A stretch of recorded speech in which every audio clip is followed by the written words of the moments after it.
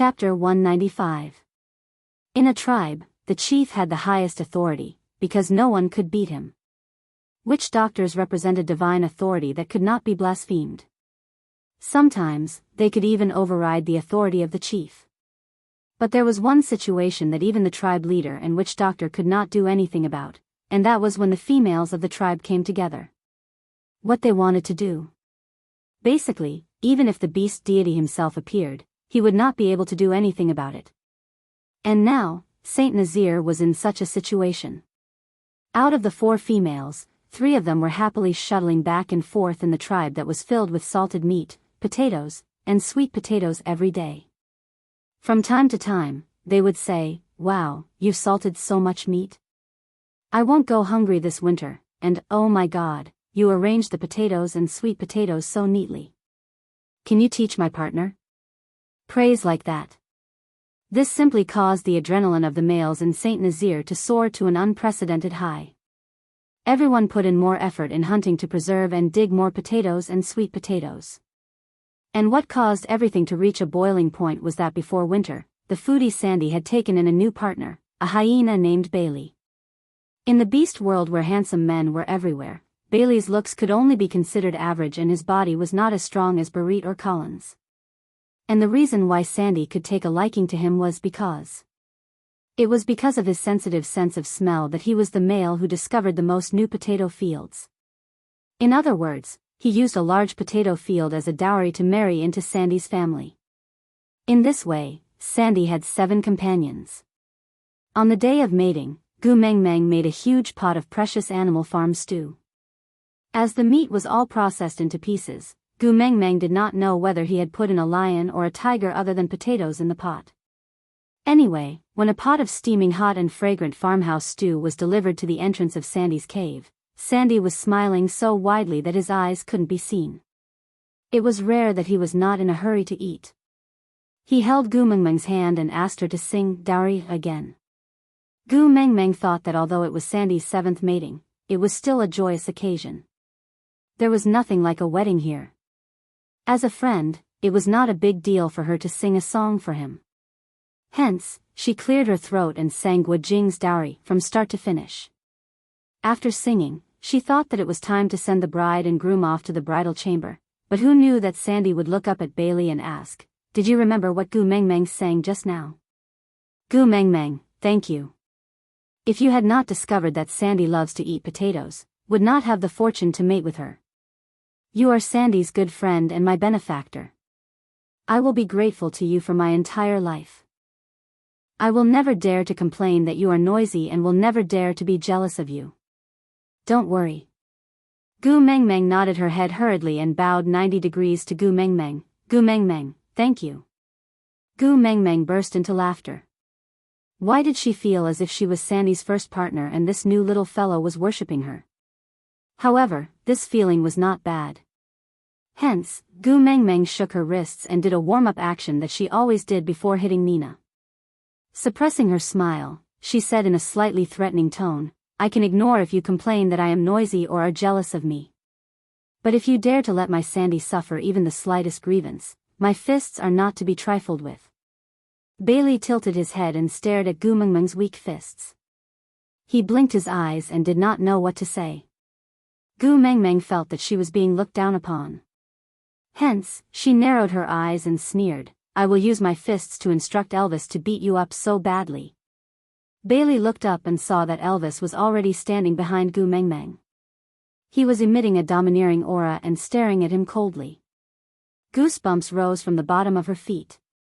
She did not dare to doubt him anymore and nodded her head in agreement. Aside from the topic, thank you Xian baby for tipping me on QQ reading. I just realized that you have already tipped me to become an apprentice. Congratulations on leveling up, you already have 1000 fan points and are the second highest among all the fans. Chapter 196. Sandy's mating made the blood of the males in Saint Nazir boil. Gu Meng Meng felt a sense of achievement when she saw everyone's enthusiasm. If there were fewer deaths this winter because of her, or even less deaths, then she had not transmigrated for nothing. More or less, she had made some contributions to the beast world, right? The weather was getting colder. Other than noon, when the sun was at its highest, Gu Mengmeng could not leave her room. Luckily, Elvis was a tycoon. He knew that Gu Mengmeng's eyes could not see anything in the dark, so he took out 17 to 18 luminous pearls from the depths of the cave and embedded them on the wall. A luminous pearl's light was actually very dim, but when there were a lot of them, it exuded a hazy sense of beauty. Sometimes, when Gu Mengmeng opened her eyes, she would feel as if she was in outer space and the stars were just within her reach, accompanying her. That feeling was very dreamy and unreal, especially when Elvis was in the hazy night light. His devilish aura was magnified by the dim light and his resolute side under the sunlight was hidden in the darkness. At that moment, he looked a little like a vampire from Western mythology. His long hair draped over his shoulders like black smoke and his bare chest exuded a strong sense of temptation. Even after looking at him for almost a month, Gu Mengmeng still could not help blushing and her heart palpitating. As the two of them spent more time alone in the cave, Gu Mengmeng's immunity towards Elvis showed a negative trend. This made her feel very uneasy. She had just broken up with Leah for less than a month and she felt that it was an insult to her feelings for Leah to have a new lover so soon. After all, he was her first love. And just when Gu Mengmeng was in a dilemma, the person who should have come finally came. That afternoon, a fox's howl attracted Elvis's attention. His expression was a little complicated and when he looked at Gu Mengmeng, his brows were tightly knitted into a dead knot.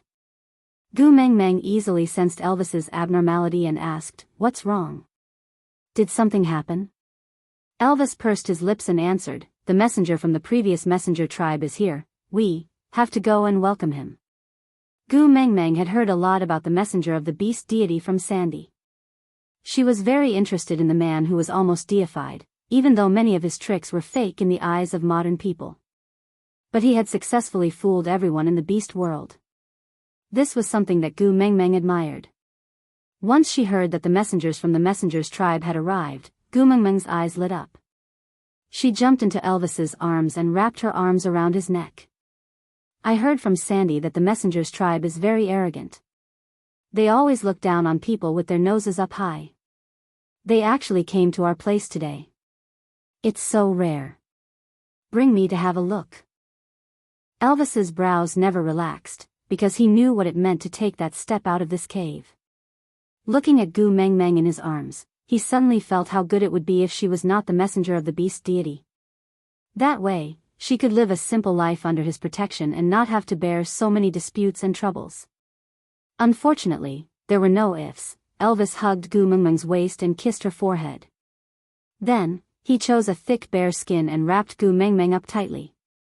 Before they left, he realized that her little feet were still exposed outside, so he placed her feet into his beast-skin dress and used his stomach to warm her up. Everything was ready. Elvis took a deep breath and carried the excited Gu Mengmeng.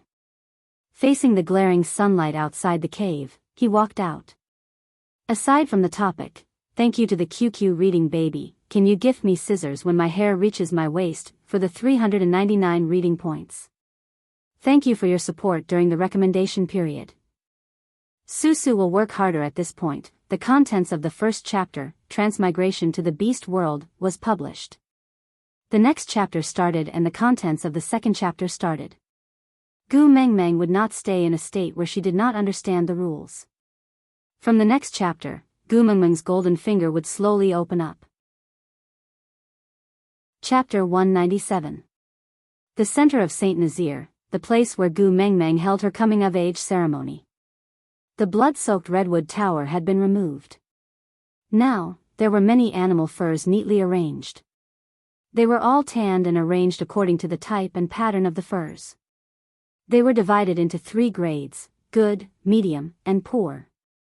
On one pile of furs, a person sat. He had one foot on the edge of the furs while the other was hanging down casually. Against the light, Gu Mengmeng could not see that person's face clearly. She just felt that this arrogant sitting posture was very annoying. Damn it, those furs were to be distributed to the tribesmen to keep them warm during the winter. "Hey!" Gu Mengmeng pointed at the male sitting high above and shouted, "Didn't your mother teach you to be polite when visiting someone else's house? Don't touch other people's things." As if he had never been treated like this before, that person was stunned for a moment. Gu Mengmeng could clearly see him turning his head, then his body obviously moved. And then, Gu Mengmeng did not have the time to see anything else. She only felt Elvis's muscles tensing up while hugging her. He quickly took a step back and the beast's skin that was wrapped around her was flipped by an external force. It broke into pieces and scattered all over the place. Gu Mengmeng had no doubt that if Elvis had dodged a little slower, the beast's skin would not be the only thing that broke into pieces. Gu Mengmeng's anger flared up immediately. She pointed at that person's nose and scolded, "Are you a freaking rabies patient or did you just run out from Qingshan Mental Hospital?" At the same time, Gu Mengmeng was surrounded by over 20 males from Saint Nazaire. They were all prepared to attack, glaring at that person like a tiger watching its prey while blocking Elvis and Gu Mengmeng behind them. Attacking a female from a tribe, no matter what your status was equivalent to declaring war on the tribe. This was the rule of the beast world. You are Gu Mengmeng. That person did not care about the males blocking in front of him at all. But when he saw Gu Mengmeng's face, his eyes suddenly lit up. His gaze was naked and obvious as he sized her up with obvious greed. Gu Mengmeng sneered, "Is this a situation where you can ask questions? Are you a little confused about the situation?" The man coldly glanced at the males in front of him and snorted. "That's right, I should at least clean up the trash here and create a comfortable environment for the beautiful females to talk in." As he spoke, he gently licked the back of his hand, and his fingernails grew at a speed visible to the naked eye. His movements were like a cat's, but more bewitching. Gu Mengmeng felt that this action was extremely familiar, but she could not recall where she had seen it before. In the blink of an eye, screams rang out. The males in front of Elvis and Gu Mengmeng rolled on the ground at an unbelievable speed. Chapter 198. Gu Mengmeng rolled up half of her sleeves and pointed at the man who was smiling in a weird manner. Beat him to death." "All right." Elvis placed Gu Mengmeng down and kissed her forehead lightly. The moment he turned around, his murderous aura was released and he walked towards the messenger from the tribe of the messengers of the beast deity step by step. Gu Mengmeng did not stay idle either. She casually picked up a piece of beast skin and ran to the nearest injured person. She asked him to use his sharp claws to help her tear the beast skin into strips. Then, she tied the wound tightly from the side closest to the heart to stop the bleeding in an emergency. Gu Mengmeng could not even call out the name of this casualty who was lying on the ground, but she remembered his face. During this period of time when they were digging potatoes, sweet potatoes, and bacon, they always had some pleasant moments together. "Gu Mengmeng. I'm sorry, I'm too weak." Blood gushed out from his wound, but that male lowered his head as if he could not feel the pain. He did not dare to look at Gu Mengmeng's eyes, as if he was ashamed and annoyed at the same time, as if he had done something unforgivable. Gu Mengmeng still could not agree with the unspoken rule of being weak is wrong, death is what you deserve, in the beast world. She slapped his shoulder hard and said, "Don't let your imagination run wild, you're very brave. You clearly knew you couldn't beat him, but didn't you still stand in front of me? You're the brave warrior of Saint Nazaire, I'm proud of you. Heal your wounds first, it's not too late to seek revenge on him after you've raised your abilities." "Yeah." The male nodded his head resolutely and did not say any more self-deprecating words. Gu Mengmeng was just about to handle the second casualty when her hands felt lighter. "Leave it to me." Leah took over the beast skin from Gu Mengmeng's hands. His actions were as smooth as flowing water without any hesitation. Gu Mengmeng sighed. No matter what kind of grudge she had with Leah, she had to put it aside in front of the enemy. Nothing was more important than saving the lives of her tribesmen. Not having to worry about the injured anymore, Gu Mengmeng then turned her attention back to Elvis and that messenger. Both of them seemed to be on par with each other and were in a stalemate. Gu Mengmeng observed carefully for a long time and came to the conclusion that Elvis was a practical fighter. His attacks were all accumulated from actual battles and every move was very solid. As long as he managed to land a hit, that messenger would probably not be able to get up. On the other hand, the messenger's movements were light and agile. She was able to avoid Elvis's attacks every single time and counterattack with each move. Moreover, his moves were very sinister. They were all moves that targeted the opponent's vitals. He did not need to use too much strength, but he could still achieve the effect of subduing the opponent in one move. It was a light fighting style. If this went on, Elvis would obviously be at a disadvantage. Gu Mengmeng frowned and suddenly recalled what Oakley said to her that night. Fire, the previous messenger of the beast deity, used fire to create a ridiculous faith, and then indirectly ruled this world. As a result, no one dared to offend Sauter, the tribe of the messenger of the beast deity, for thousands of years. What a pity, it was said that no one in this tribe knew how to light a fire. But, anyone in Saint Nazaire could light a fire. Gu Mengmeng curled the corner of her lips and smiled evilly. She shot a look at the wounded man lying beside her and said, "Big brother, lend me a fire." Aside from the topic. Chapter 199. When Gu Mengmeng approached Elvis and the messenger, who were fighting step by step with the torch in her hand, the messenger was stunned. It was as if he did not dare to believe his own eyes and could only stare at Gu Mengmeng's little face that was illuminated red by the fire. Her smile was so sly and quick-witted that he did not need any other evidence. At that moment, he had already deeply believed that this breathtakingly beautiful female was the new messenger of the beast deity. He was in a daze and Elvis would not be courteous to him. He punched his chin and a tooth flew out of his mouth along with blood. The messenger fell backwards and a black whirlpool appeared in front of him. But even so, he continued to stare at Gu Mengmeng's direction with an indescribable expression. It was just a little wretched and ferocious. Gu Mengmeng patted Elvis's arm and said, "Thank you for your hard work, tribe leader. Leave the rest to me." Elvis looked at the messenger, who could not get up from the ground, and did not say a word. He just quietly took half a step back and maintained a distance where he could snap his neck before Gu Mengmeng was hurt if that fellow made any sudden movements. He let Gu Mengmeng vent her anger on him. Great messenger. Gu Mengmeng squatted beside the messenger and sneered at his mouth that was still dripping blood. She squinted her eyes and sneered, "By right, you have come from afar and we should be welcoming you with great hospitality. But you are really too rude, it makes me feel really uncomfortable." Gu Mengmeng did not give the messenger a chance to speak at all. She twirled her slender fingers in the flame a few times and saw the shocked expression on the messenger's face from the corner of her eyes.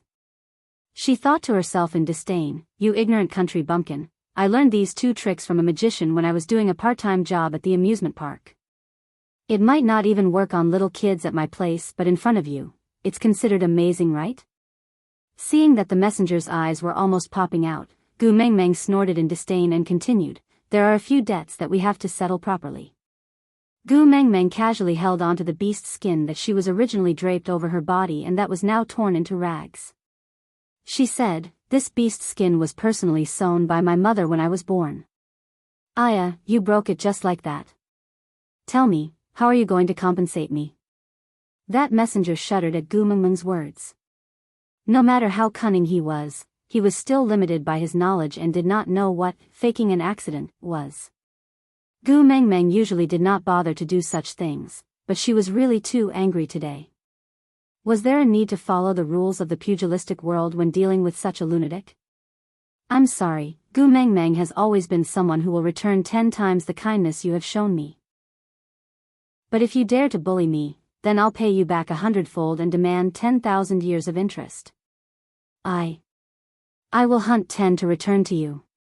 The messenger's mouth was full of blood and he could not even speak clearly. When he opened his mouth, blood splattered onto Gu Mengmeng's face. Gu Mengmeng frowned in disgust. "Ha, this is a gift from the beast deity. How are you going to hunt 10 of them and return them to me? Didn't your mother give it to you?" The messenger's tongue went numb and his brain was still buzzing.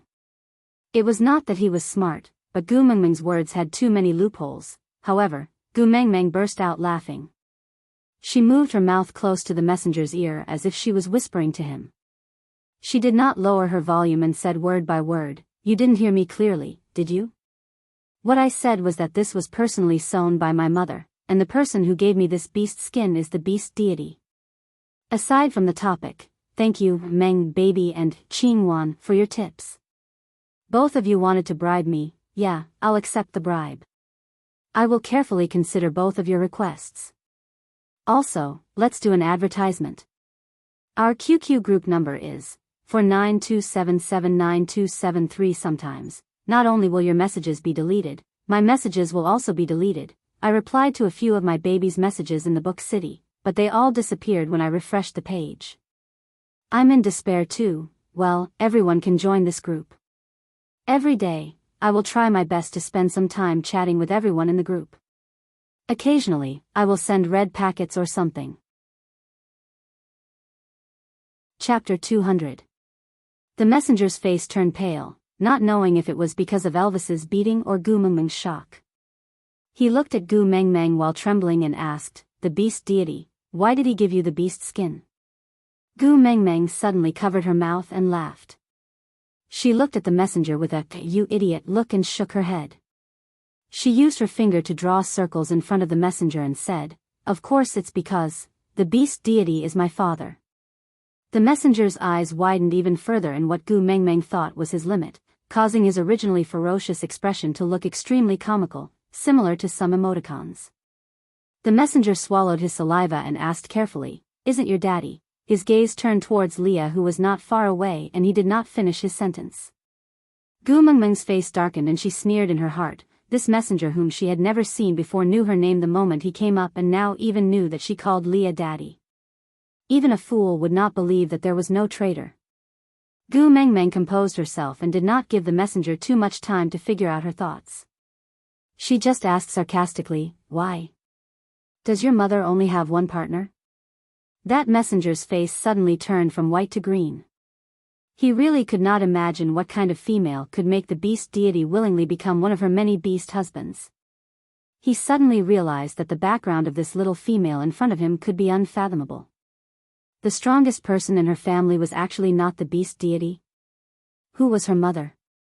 What kind of background did she have? All the questions exploded in his mind. He struggled to move and Elvis carried Gu Mengmeng up the moment his fingers moved. He took a step back and got into a position where he could attack or retreat at will. However, the messenger did not stand up. He just flipped his body and knelt down, giving Gu Mengmeng a salute that was similar to the Tibetan pilgrimage. He endured the intense pain in his body and said in a stuttering manner, "Gu Mengmeng, Gu Mengmeng." Dumbo represents Sauter to welcome the messenger of the beast deity back to the tribe. Gu Mengmeng thought to herself, wasn't this fellow too easy to fool? Did he really believe that the beast deity was her father? She thought to herself, idiot. However, his expression was cold as he said, "Don't change the subject. You broke something that the beast deity gave me. How are you going to settle this?" Dumbo's body was obviously trembling, and he didn't dare to raise his head. Maintaining his prostrate posture, he said, "It's all up to the great emissary's decision. Whatever you say, it's up to you." Only then did Gu Mengmeng smile. Her smile was as radiant as the morning sun, so dazzling that one could not open their eyes. She seemed to be in a good mood as she patted Elvis, signaling him to put her down. Elvis saw that Dumbo would not be able to cause any trouble, but he still maintained his vigilance, maintaining an arm's length distance away from Gu Mengmeng to protect her. Gu Mengmeng was obviously more open-minded. She took 2 steps forward and rubbed the back of Dumbo's head with a "you're really understanding" expression. She said, "I'm not an unreasonable person. You probably don't have the ability to ask the beast deity for another piece of the same thing. How about you peel off your skin and give it to me as compensation?" Dumbo's body stiffened and then trembled even more violently. There was a smell of urine, and then liquid flowed out from under him. Did he pee from fear? The people from the tribe of the messenger of the beast deity were just like this. How could they run amok in the beast world for thousands of years with such conduct? Gu Mengmeng sneered, then continued, "Don't be afraid, don't be afraid. The witch doctor in our tribe is very skillful. Peeling off your skin is a piece of cake for him. I guarantee that he can peel off a whole piece of skin. Moreover, his hands are fast, so you won't be in pain for long. Oh, right, his medical skills are especially good. I guarantee that after you peel off your skin, you will not die. Aside from the topic, my babies, today is the last day of the recommendation period. Whether there will be a next recommendation depends on my babies. Vote, reward, leave a message, don't stop. Chapter 201. When Gu Mengmeng said the last 3 words one by one slowly, Dumbo's fear reached its peak. He would not die even after being skinned. Was there anything worse than this?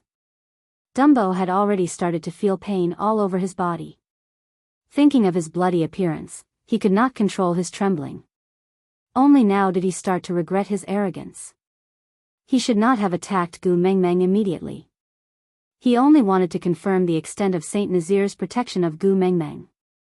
If she could be easily killed by him, it would prove that this person was just one of the countless females that had impersonated him over the years. And when he saw Gu Mengmeng's face, he was already half sure that Gu Mengmeng was the messenger of the beast deity. Although he had not seen the previous messenger of the beast deity with his own eyes, it was rumored that she had an unforgettable beauty that no other females in the beast world could compare to. So the first creed for the messengers who were sent out to search for the new messenger of the beast deity was their own eyes. Even though none of them had seen the messenger of the beast deity before, the legends in their tribe told them that as long as they saw her, they would be able to recognize her at first glance. The facts proved that their ancestors were right. And when he saw Gu Mengmeng holding a torch and even playing with the flames in her palms, he was already 100% convinced. It could not be wrong, or else why would the flame demon brought by the previous messenger of the beast deity be so docile in her hands? And it was precisely because of this that he firmly believed in Gu Mengmeng's theory of, the beast deity is my dad. After all, according to the records and legends in his tribe, the flame demon had always been violent and even the previous messenger of the beast deity could not control it completely. But Gu Mengmeng could use it freely, as if she was playing with her own pet. If the flame demon was anyone's pet, the beast deity was definitely the best choice. So it was logical that Gu Mengmeng was the daughter of the beast deity. Gu Mengmeng did not know that Dumbo's trouble had already reached the horizon. She only saw him suddenly straighten his upper body and look at Leah, who was walking towards them after treating his wounds, with a complicated and fearful gaze. His gaze was filled with fear and admiration, not like he was looking at an executioner who was about to skin him, but more like Gu Mengmeng instantly understood Dumbo's thoughts. King thought that Leah was the same as the beast deity, the partner of his mother beast. Damn it, what a cheap mouth. Why didn't she think before she blurted out something stupid like, your mother only has one partner? How was he going to wrap things up now? Did he really find himself another stepfather? But the problem was that she didn't even know who her mother was. Gu Mengmeng shuddered and kept a respectful distance from this kind of melodramatic imagination. She shook her head and could no longer follow Dumbo's rhythm. She forcefully changed the rhythm and said angrily, hey. Didn't I tell you not to change the subject? I'll be frank with you. Are you going to pay for this skin or not? Dumbo shifted with his knees and turned towards Leah. He kowtowed and said, Your Ninth Highness, please save Dumbo. Dumbo didn't mean to offend the mighty messenger. Please help me plead for leniency with the mighty messenger. Gu Mengmeng frowned and looked at Leah following Dumbo's kneeling position. She repeated in her heart, Ninth Highness? Chapter 202. Gu Mengmeng was obviously spouting nonsense about Leah being able to skin someone and not die after that. Even though Leah was also pondering, where exactly should he start to ensure that Damagwa would not die after the entire skin was peeled off? But real knowledge comes from practice. How would he know if he did not try? Hence, Leah continued to approach Damagwa at a slow speed. He watched as the mighty messenger became incontinent in the blink of an eye, looking like a useless person who could not live on his own.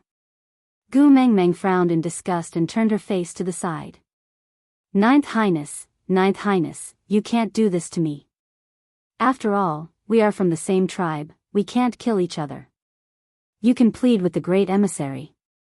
You are her elder, she will definitely listen to you. Ninth Highness, I beg you, Ninth Highness, please save me. Elder? Leah clenched his teeth his squinted eyes filled with a strong murderous aura. His Gu Meng Meng called him Daddy Leah, which was a nickname between lovers.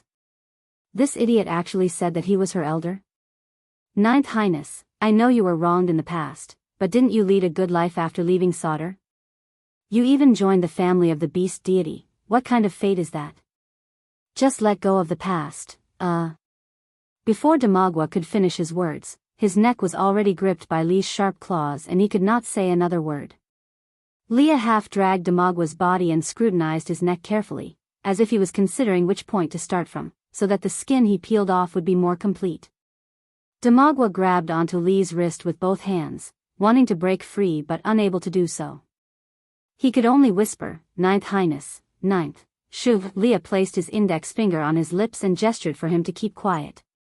He smiled calmly and said, Wasn't your Ninth Highness chased out of the tribe long ago?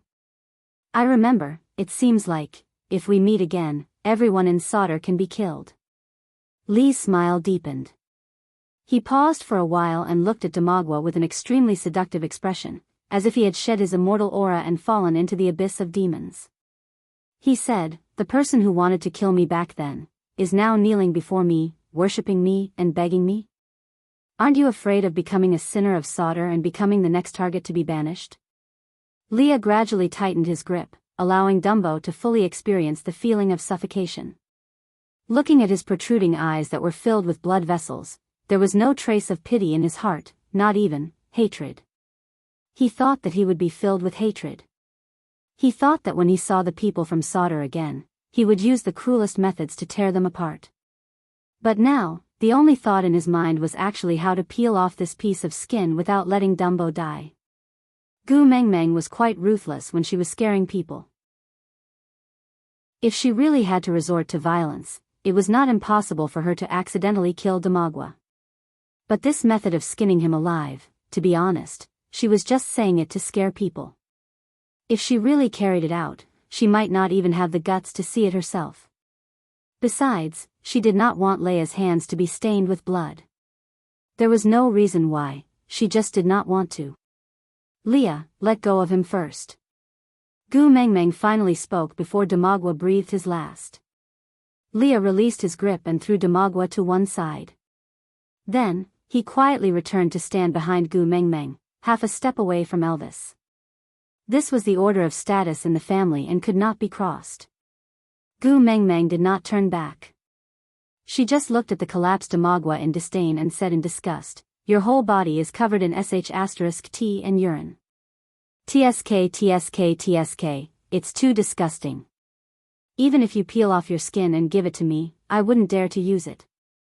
Aside from the topic, Li's identity was still a mystery. What exactly did he experience in Sauter? Why did he become a witch doctor in Saint Nazaire? And why did he sacrifice his entire life's happiness and use himself as a wager to keep the messenger of the beast deity in Saint Nazaire? Why was such an ambitious and capable male willing to be below Elvis?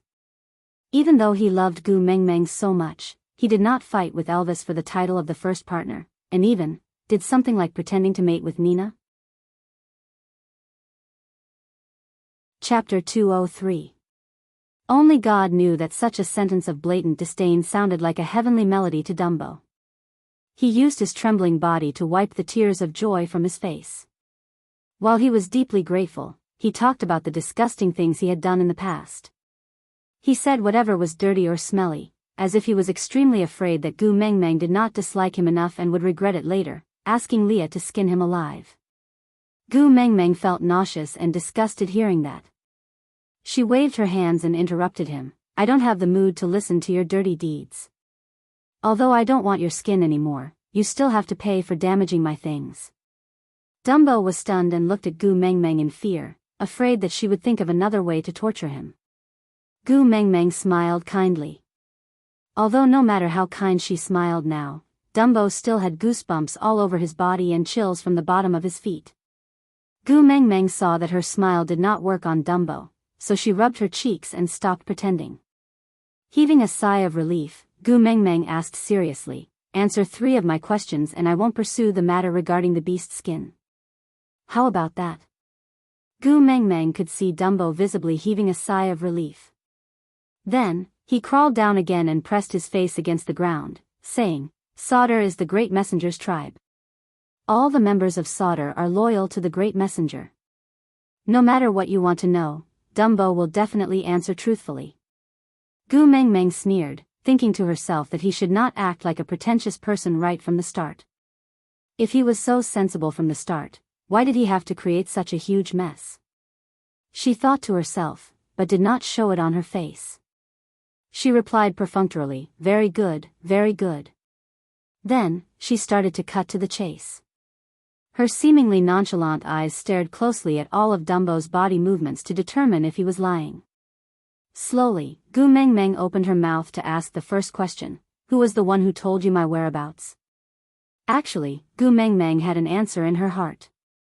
It was just that she did not want to blame the wrong person before she had concrete evidence. Unfortunately, the modern people were too sensitive to things like scheming against each other. Those methods here were really not enough. It was too easy to guess and it was hard to even think wrongly. It's a female from Saint Nazaire, called Nina. She was the one who passed the message to me, saying that the messenger is in Saint Nazaire tribe. As expected, Gu Mengmeng sneered. This Nina's tactics were really not that brilliant. She probably wanted to use the verification process of this messenger to get rid of her. It was a pity that she had found the wrong helper. This messenger was an idiot. With just a simple trick, she really thought that she was the messenger of the beast deity. Moreover, she was the biological daughter of the beast deity, the messenger of the beast deity who was a relative of the emperor. Furthermore, even though his skills were not bad, it was a pity that he was not as solid as Elvis's, which had been honed on the battlefield. Although it might be difficult for Elvis to kill him, it was impossible for him to take advantage of Elvis. Especially with Leah here, as long as this Dumbo was not really stupid, even if he knew that she was not the messenger of the beast deity, he would not dare to fight with her. Gu Mengmeng sneered and did not say a word. She saw someone sneaking away. It seemed to be one of Nina's partners. Did he send a message? Gu Mengmeng sighed in her heart. Up to you, run if you can. Killing a chicken is also a dirty job. The second question, other than you, who else knows that I am here? Gu Mengmeng continued asking. Dumbo did not dare to delay and immediately replied, because the millennium period is approaching, there have been many females who want to pass themselves off as the great messenger in these 2 years. The mission of us messengers is to identify the authenticity one by one. Only when we meet the real great messenger, then we will send a message to the tribe. If it's fake. Aside from the topic, calm down, my babies, calm down. I know that your hatred for Nina has risen to another level, but I still have the same words. She has not finished courting death. Chapter 204. Dumbo did not finish his sentence, but his body started trembling uncontrollably again. Gu Mengmeng sneered and thought to herself, if it's fake, just kill him directly. It's really simple, violent and efficient. He was not afraid that the messenger of the beast deity was an idiot like him. With that claw of his just now, this messenger of the beast deity who had waited for thousands of years would be dead. But Gu Mengmeng did not bring up the past at this moment. Instead, she slowly threw out her third question, if I don't go with you, what will happen? Dumbo's body obviously froze, like a zombie doll in a horror box whose switch had been activated. He lifted his head abruptly and looked at Gu Mengmeng in shock, as if they had never thought of this problem after waiting for thousands of years. The new messenger of the beast deity did not return to Sauter. Gu Mengmeng smiled and said, I'm quite happy staying in Saint Nazaire.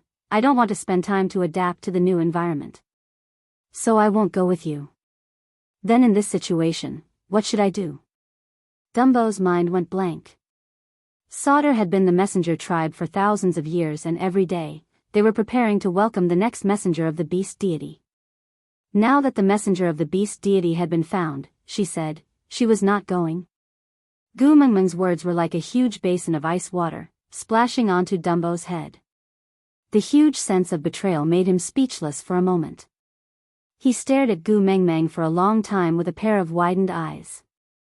Finally, He lowered his body silently and replied with his head lowered, "Where the messenger is, the Sauter tribe will be.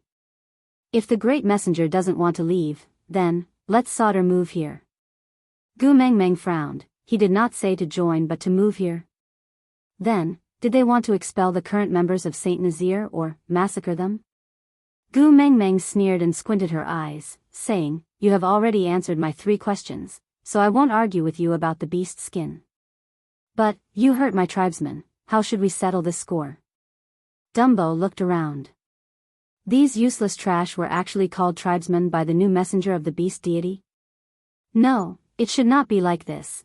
Dumbo forced himself to calm down from the surprise of finding the messenger of the beast deity and quickly calculated how to deal with the situation in front of him.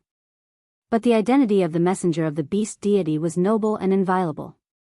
If she was unwilling, he did not have the ability nor the guts to force her. If it was this tribe called Saint Nazir that had obstructed the messenger, then this tribe had no meaning to exist. After scanning the surroundings, Sagwa's gaze landed back on Li's face. His identity was special. If he could make use of it, he might be able to change the emissary's mind. In just a few breaths of time, Dumbo had already calculated countless feasible or basically feasible plans in his mind. Leah took out a piece of white fox skin from the high-quality beast skin and passed it to Elvis. "The wind is about to blow. Bring Meng Meng back first. If she gets blown by the wind, she will fall sick." Elvis frowned, looked at Dumbo and said, "I have to settle this matter first." Leah patted Elvis's shoulder lightly and said, "You have to use your hands to carry Meng Meng, it's not good to dirty them." As Leah spoke, he tilted his head slightly and continued to smile warmly, but with a hint of coldness. He continued, "Leave these matters to me." Elvis did not say anything more. He nodded and carried Gu Mengmeng back. Aside from the topic, I originally wanted to write Dumbo to death today, but from the looks of it, he is obviously not dead yet. Chapter 205. Don't go, I haven't finished speaking. He injured our people, we can't just let it go like this, right? Gu Mengmeng struggled for a while, but it was obviously useless. Elvis gently caressed the back of Gu Mengmeng's head and pressed her little face onto his shoulder. He kissed the side of her face and then whispered into her ear, "You've done enough, leave the rest to us." Gu Mengmeng was dumbfounded. What did she do? Didn't she just stand at the side like a dog relying on its master's power? No, it was a fox assuming the majesty of a tiger. Yes, it was a fox assuming the majesty of a tiger to act cool. Elvis didn't stop or explain. He just walked straight towards his own cave. And behind them, until Gu Mengmeng had completely disappeared beyond the horizon, Leo was sure that she would definitely not hear the filthy sounds here. Only then did he turn around and look coldly at Dumbo, who was kneeling on the ground. He was still smiling on his face, with a faint coldness. "Messengers usually travel in pairs, where's the other one traveling with you?" Dumbo saw that Gu Mengmeng was no longer around and the psychological pressure in his heart was reduced by quite a bit. He had some fear towards this banished Ninth Highness. Although he had thought it through after calming down, Leo was still a 3rd-level orc, which obviously meant that he had not mated yet. If he had really mated with the partner of the beast deity, with the help of the beast deity, wouldn't he have become a king long ago? However, even if he did not mate with the mother beast of the messenger, his relationship with the messenger was obviously not ordinary. So if it was possible, Dumbo still wanted to rope Leah in. Thus, Dumbo forced himself to stand up from the ground.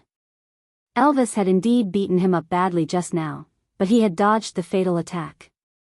It was only because he saw the messenger of the beast deity, and not only did he personally see the messenger of the beast deity toying with the flame devil like a ghost, he even knew that the new messenger of the beast deity was actually the biological daughter of the beast deity. This explosive news made his legs wobbly, so he could not stand up. Dumbo patted the dust off his body, trying his best to regain his dignity as a messenger of the messenger's tribe. He said to Leah with an ambiguous smile, "Ninth Highness, why do you ask when you already know the answer?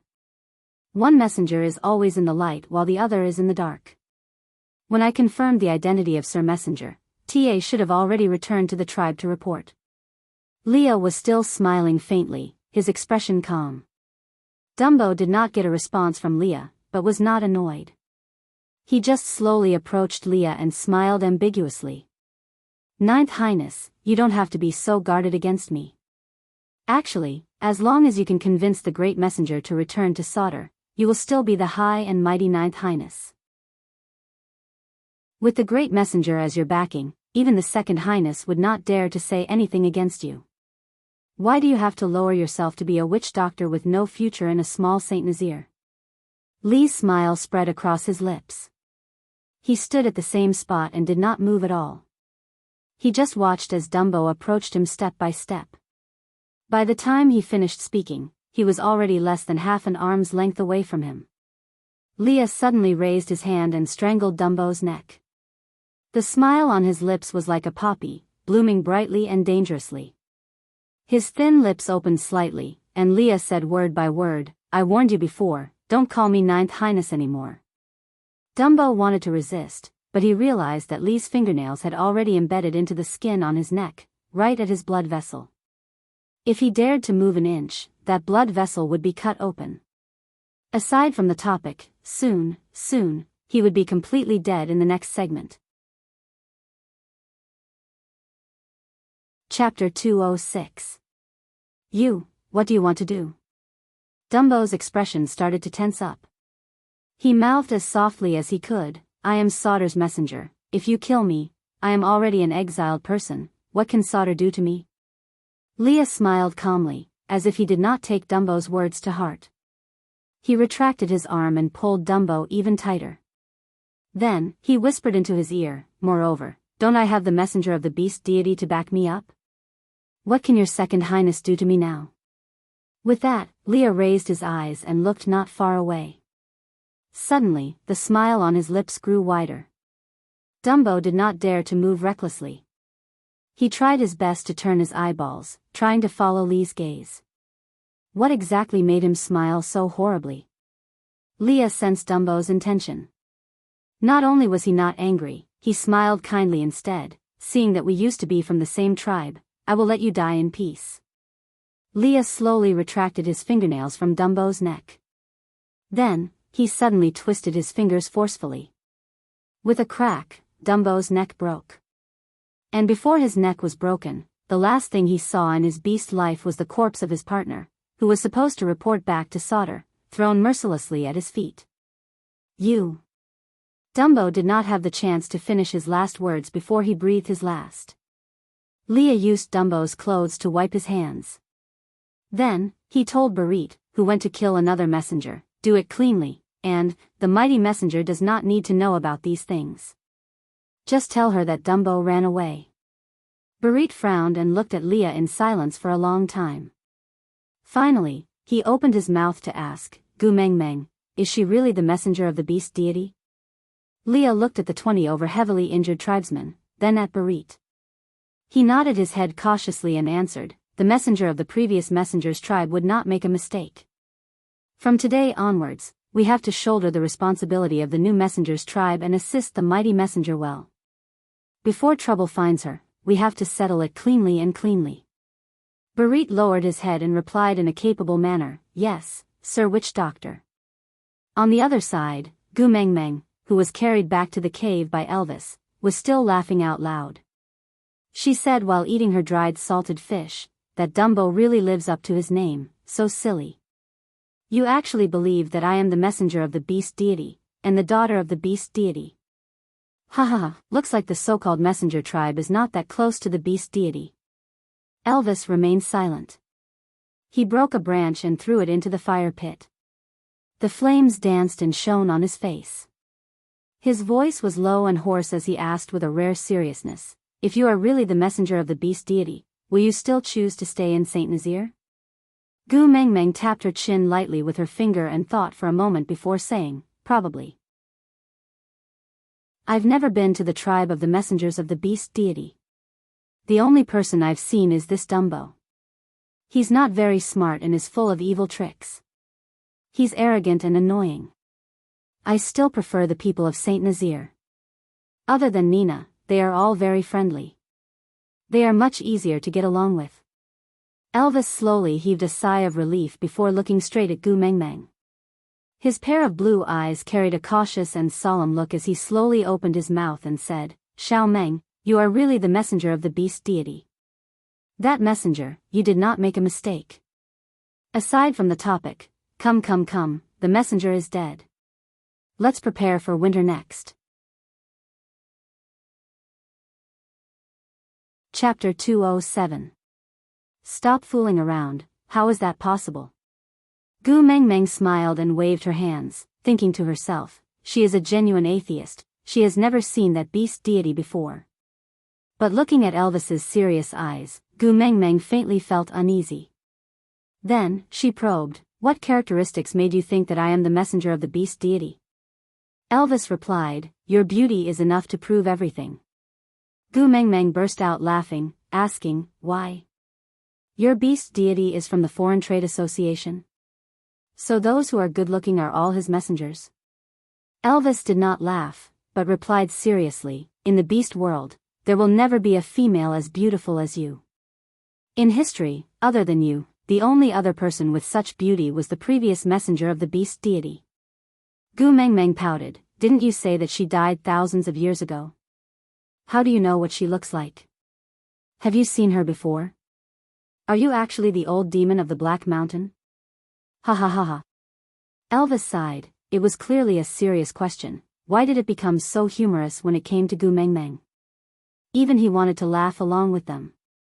This made the tension between him and Leah look so funny and boring.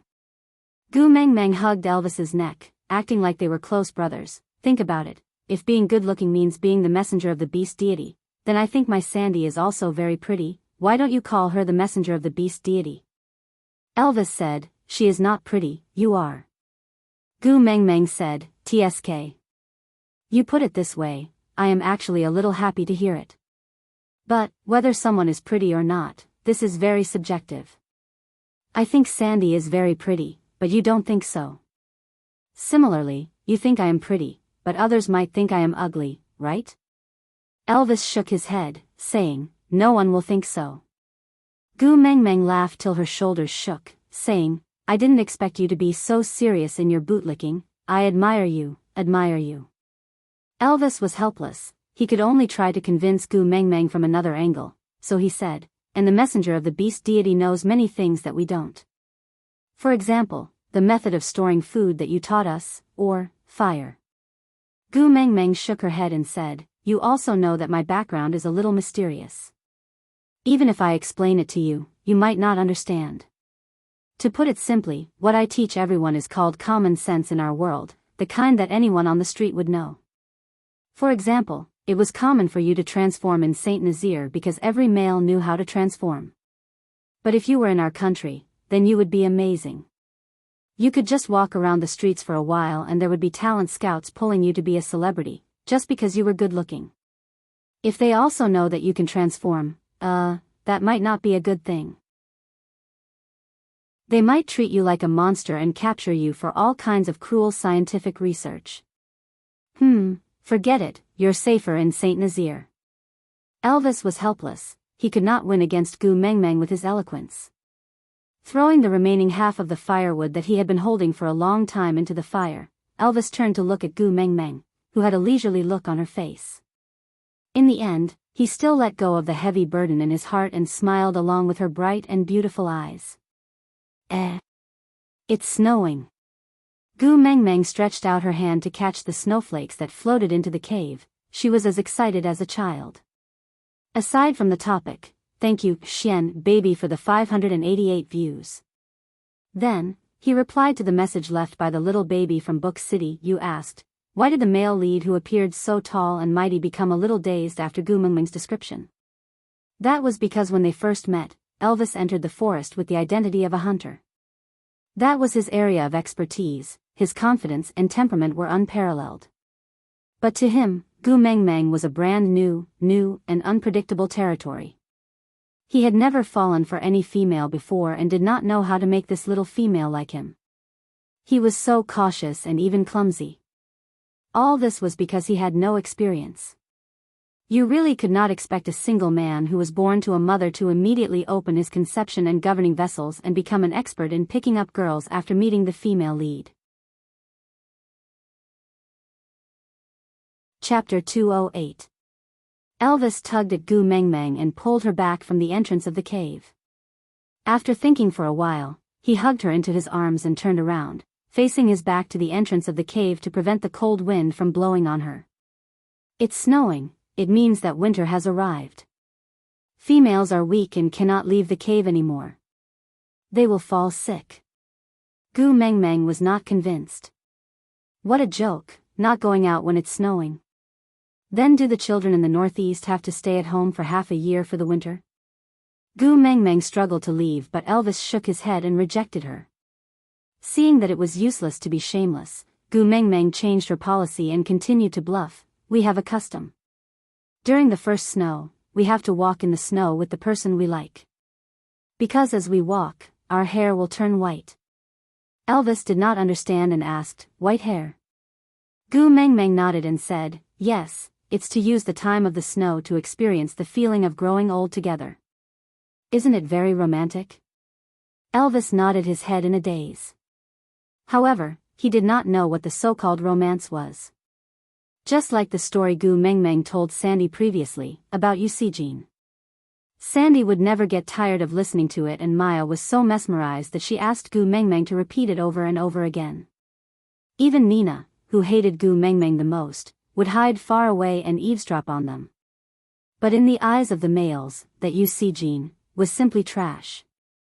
He had also listened to them patiently a few times, but he could not understand why those females would suddenly shout in excitement, and then hug each other and laugh so wretchedly.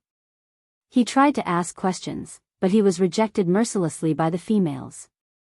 Later, he learned to be smart. He never asked romantic questions again, because he only needed to know that it was what the females liked. Or, he only needed to know that it was what Xiao Meng liked, and he would do it. That was enough. Seeing Elvis nodding his head, Gu Mengmeng shook his arm and said, how about it?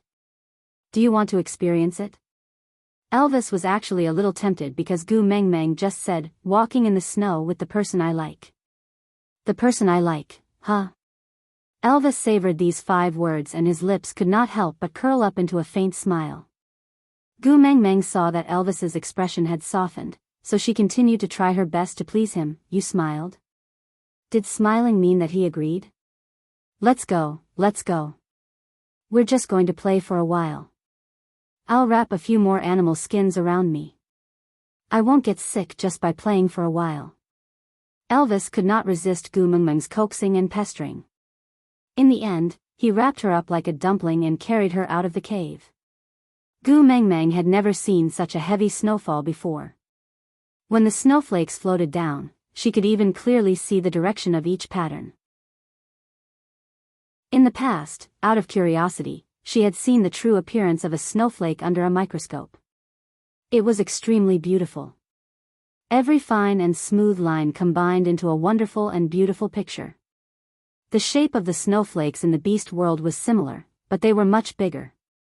Gu Mengmeng did not need to use a microscope to clearly see the snowflakes falling from the crystal clear sky.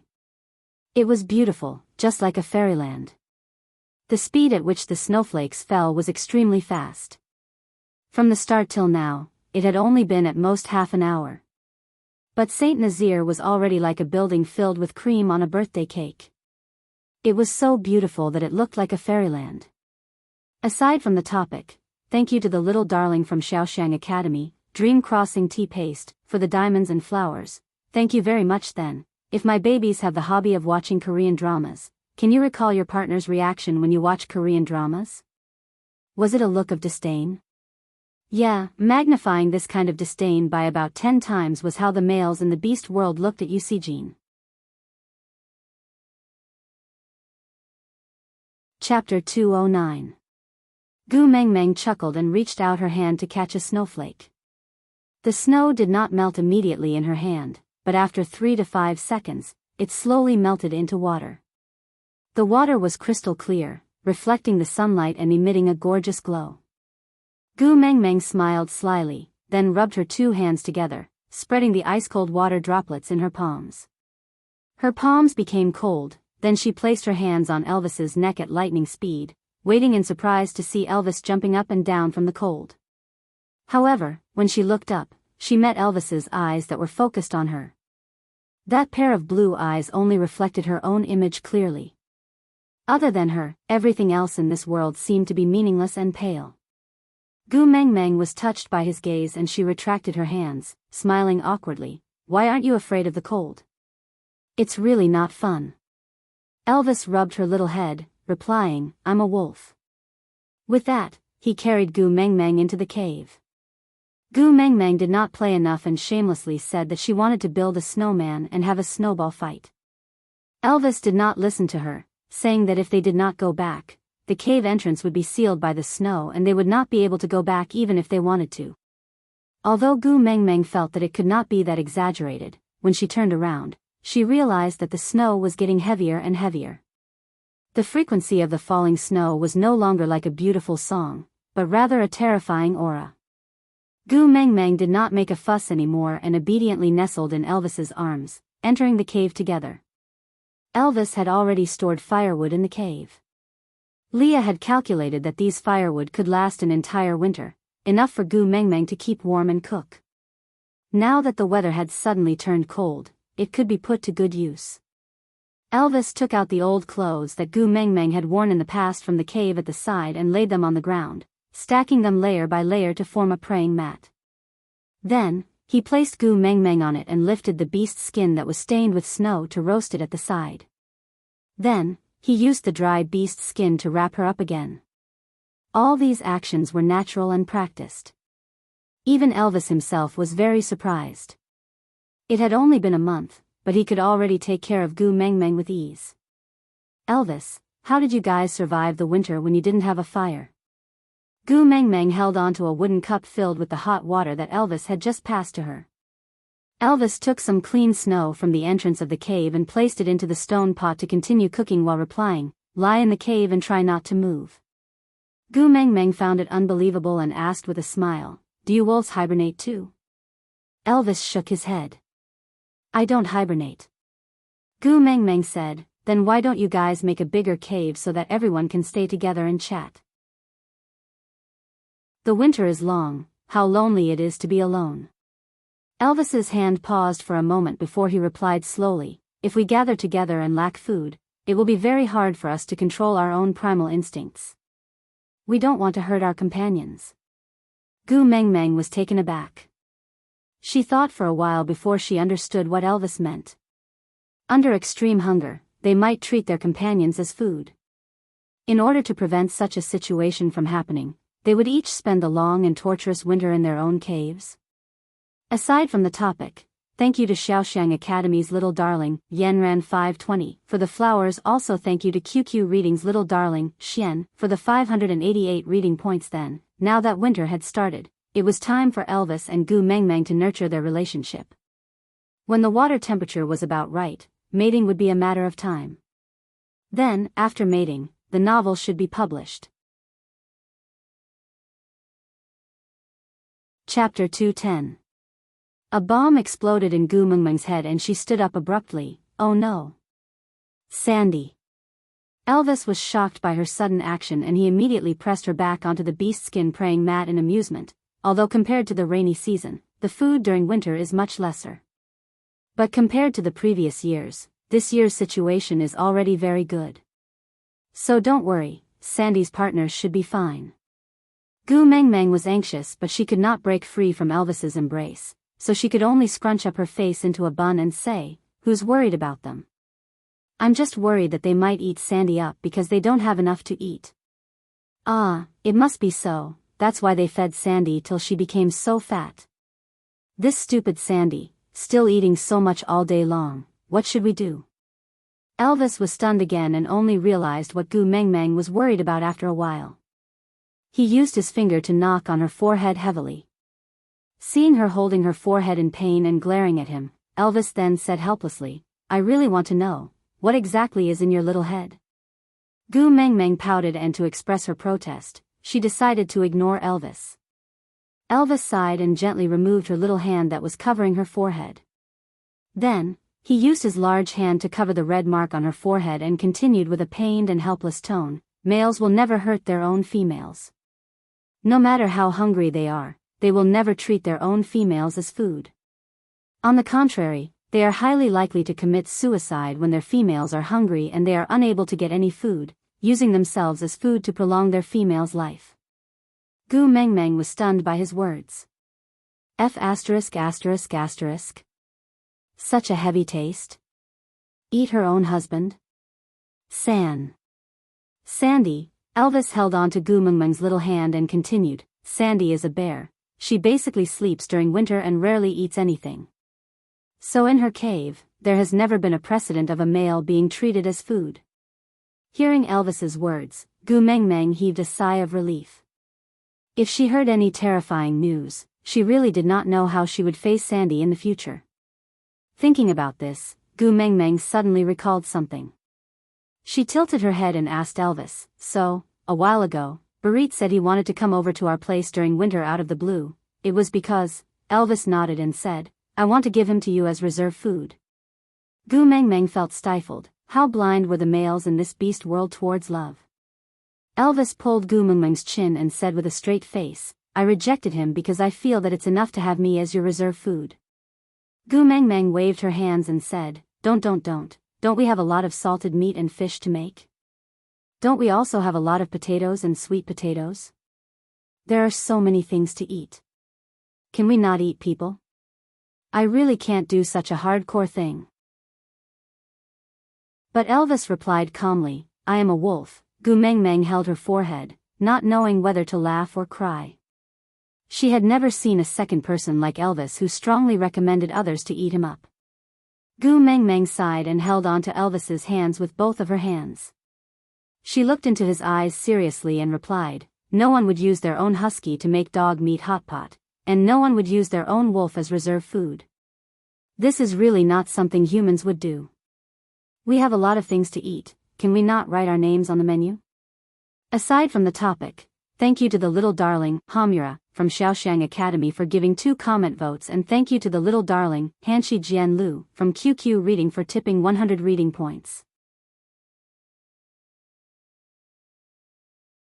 Chapter 211. Elvis held on to Gu Mengmeng lovingly and rubbed her little head with his chin. He then said softly, "If you say you don't want to eat, then don't eat. If one day you want to eat." Gu Mengmeng hurriedly shook her head and said, No, I won't eat my friends even if I starve to death." "Friends?" Elvis tilted his head and looked into Gu Mengmeng's eyes. He asked, "The kind of friends that you can care about, hug and kiss?" Gu Mengmeng choked on her own saliva. Damn, how could he still remember this joke? "Hey, don't look at me with that face of anticipation. How can I say no when you look at me like this?" Gu Mengmeng bit the bullet and nodded her head in the end. Feeling a little guilty, Elvis's smile instantly bloomed. He used one hand to support Gu Mengmeng's chin and brought it to his lips gently. The tip of his nose rubbed against Gu Mengmeng's little nose. Elvis said with a slightly hoarse voice, "This day, I have waited for so long." With that, he kissed Gu Mengmeng's lips deeply. Gu Mengmeng's brain was like Hiroshima after World War II. Her ears were filled with the echoes of the atomic bomb. Her brain was filled with paste and she could not form an accurate thought. She should have rejected him, right? She should have told him that she did not mean it that way. But towards Elvis's kiss, she actually did not feel repulsed. Instead, she even felt a little enjoyment. Gu Mengmeng slowly closed her eyes and allowed Elvis to do whatever he wanted from her mouth. Her brain could not think, but her heart had never thought through something so clearly before.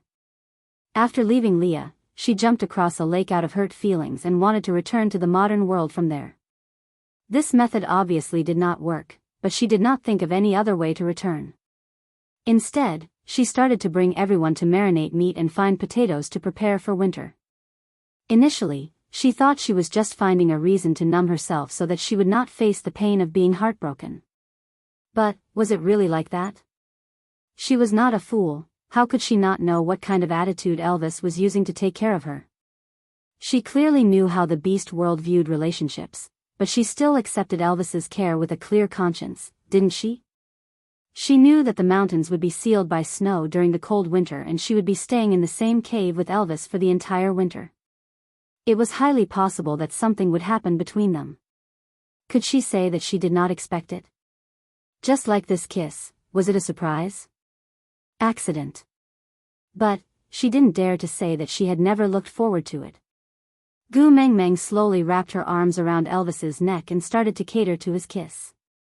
This small act rewarded Elvis, making him even more fearless. Elvis pushed Gu Mengmeng onto the ground and before her head hit the ground, he placed his hand under her head to prevent her from getting hurt.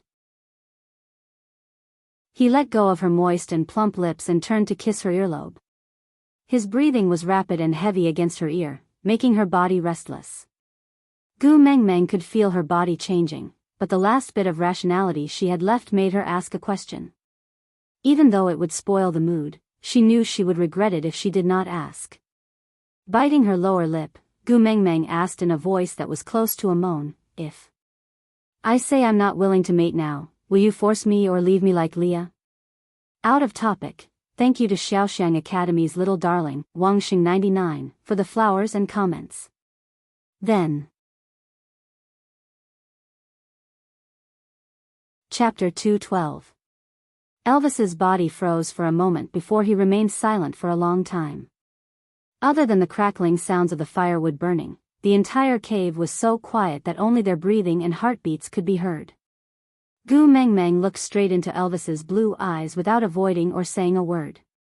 She wanted to know the answer or else she could not hand herself over just like that. Elvis took a deep breath and stood up from Gu Mengmeng's body with much difficulty. He helped her up and then rearranged the beast's skin on her body to wrap her up. He did not say a word and just silently turned around to walk to the entrance of the cave. The entrance of the cave was indeed as Elvis had said, it was already sealed by the snow, but it was not very solid. He threw a punch at it and the snow sealing the entrance scattered in all directions. He transformed into a wolf and stood at the entrance of the cave, facing the cold wind with his back facing the entrance like a statue in the fierce cold wind.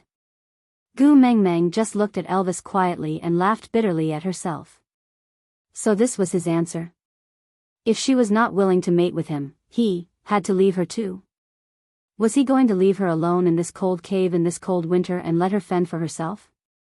Gu Mengmeng wrapped the beast's skin tighter around herself and stared at the fire pit in front of her. Tears started to drip down her cheeks. She did not know why she was crying. She just felt extremely aggrieved and uncomfortable. "Why are you crying?" Elvis's voice rang above her head. He frowned and carried Gu Mengmeng up with a pained expression. He wiped away her tears carefully and coaxed her, "Did I scare you? Don't be afraid, don't be afraid. I won't force you to do something you don't want. I will wait until you are willing."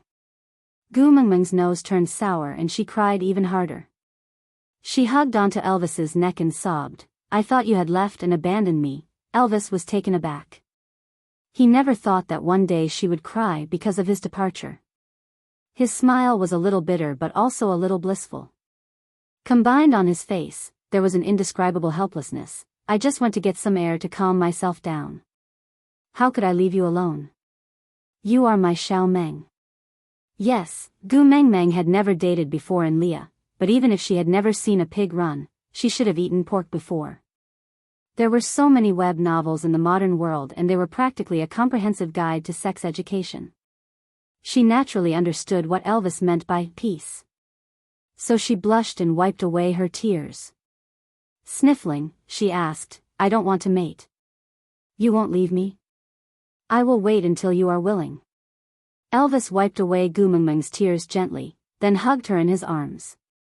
It was hard to tell if he was comforting Gu Mengmeng or using this method to comfort himself. Gu Mengmeng nestled in Elvis's arms and listened to his heartbeat. She felt strangely at ease. Biting her finger, Gu Mengmeng asked softly, "What if he doesn't come? What do you plan to do if I don't want to mate?" "Then I'll wait, I'll wait. As long as you don't leave me, I don't care about anything else." Elvis's voice was very calm and light. It did not sound like the sweet nothings that guys usually use to coax girls into bed. Instead, it was a voice that came from the bottom of his heart. It was convincing and calming. Gu Mengmeng took a deep breath, looked up and kissed Elvis's chin. She squinted her eyes and said, "Elvis, I think I might like you. Aside from the topic." Chapter 213. The power of this sentence was really comparable to the atomic bomb that bombed Hiroshima back then, instantly shattering Elvis's rationality into smithereens.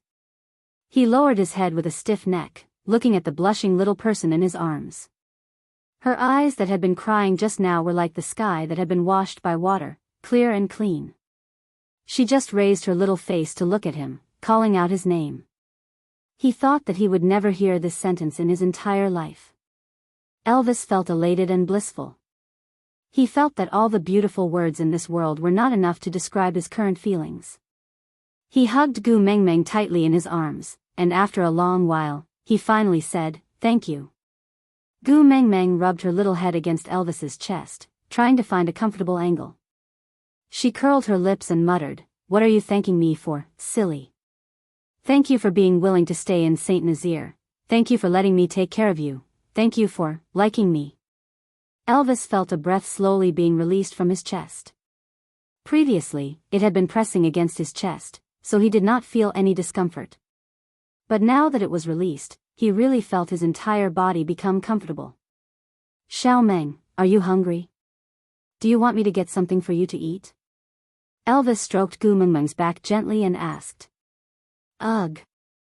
I don't feel like eating." Gu Mengmeng closed her eyes, feeling that her eyes were a little dry and stinging. Her head was also dizzy and she really wanted to sleep for a while.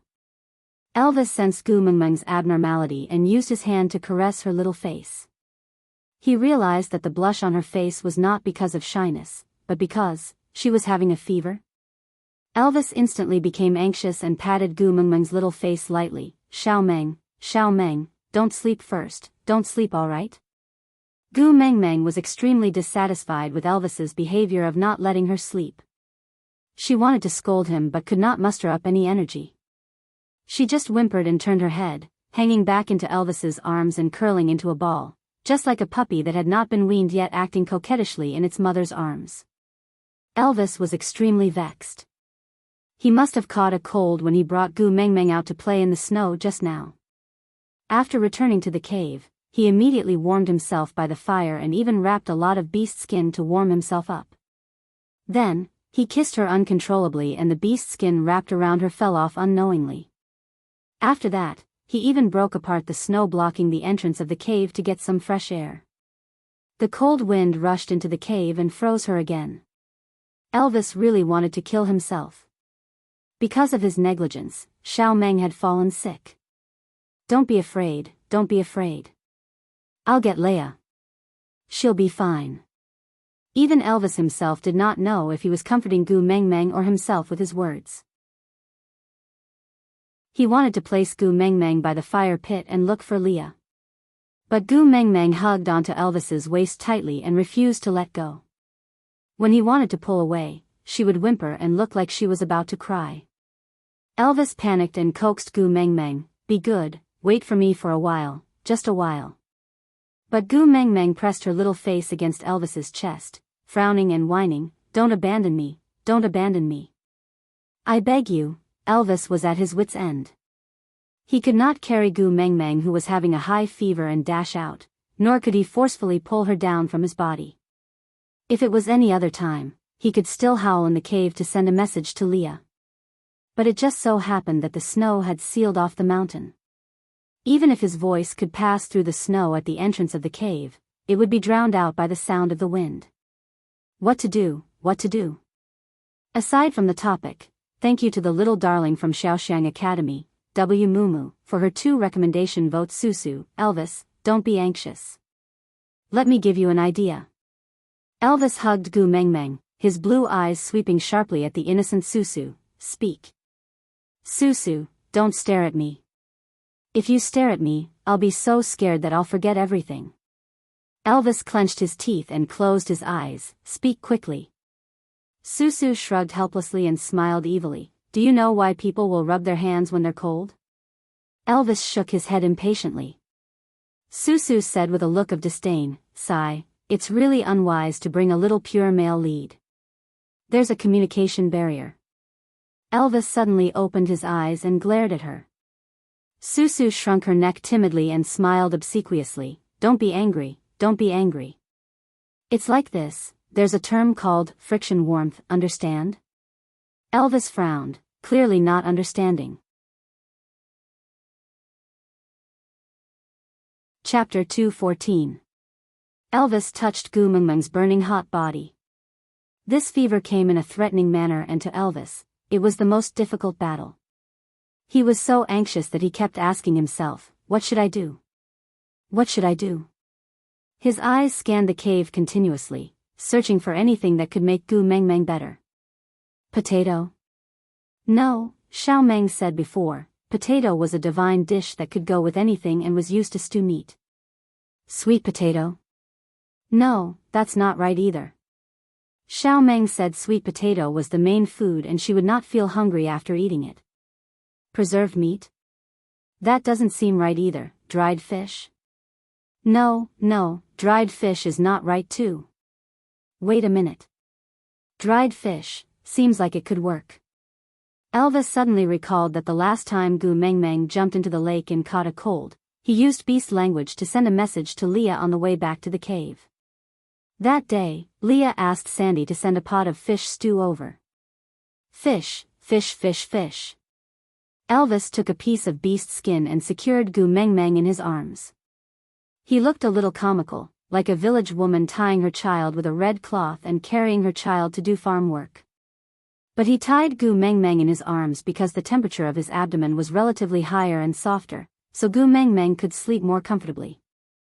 After securing Gu Mengmeng, Elvis hurried to the depths of the cave to retrieve the dried fish that Gu Mengmeng had dried. These dried fish had already been processed, so they could be eaten directly with their teeth. Elvis was not sure if the preserved dried fish would have the same effect, but he had no better idea now. He threw 2 large pieces of dried fish into the stone pot that was boiling with snow water. The water was already boiling and giving off steam. When the 2 large pieces of ice-cold fish were thrown in, the bubbles instantly disappeared. Elvis ignored it and started walking deeper into the cave. Ginger. He remembered that Gu Mengmeng called that thing ginger. Leah had asked Sandy to use this thing to stew fish for Gu Mengmeng. Elvis looked at the pile of ginger that Leah had sent over the day before the winter and hesitated with a frown. How much should he put? Gu Mengmeng's face was getting redder and redder in his arms, looking like she was in pain. She must be seriously ill. Let's put a little more in. With that thought in mind, Elvis's 2 hands that could easily grab a basketball reached into the pile of ginger and grabbed 2 big handfuls of ginger before returning to the bonfire. He threw the whole ginger into the pot until there was no more, and the boiling water flowed out of the pot. Only when the fire sizzled did he stop. Then, he patted Gu Mengmeng, who was in his arms, while staring anxiously at the pot of medicine filled with ginger and dried fish. Elvis did not know how much this thing should be cooked to be considered good, but the smell of ginger was getting stronger and there was even a strange smell. Yeah, if Elvis had cooked before, he would know that this smell was burnt. After persevering for a while, Elvis saw that the pot was starting to emit black smoke and the bottom of the pot was emitting a strange sound. Nodding his head, Elvis was sure that this was a sign that the medicine was ready. So, he took the pot down from the fire. Even if his hands were burning in pain, he did not care at all. He placed the medicine at the side steadily, then used a small spoon to scoop something that he could not tell if it was ginger or fish and send it to Gu Mengmeng's mouth. He coaxed her as gently as he could, Xiao Meng, be good, open your mouth and eat the medicine. Then, you won't feel so bad anymore. Aside from the topic, thank you to the little baby from Shaoxiang Academy, Gu Guang HH, for the rating tickets. Thank you very much then. Sometimes, I really doubt if I am Elvis's real mother. It was obvious that Elvis was extremely anxious in this chapter, but I just wanted to laugh for some reason. What should I do? Also, the little baby protested to me, saying that the atmosphere in the first 2 chapters was so good, why did it suddenly stop? I even took off my pants and I just let you guys see this? Yeah, I was purposely torturing them, so what?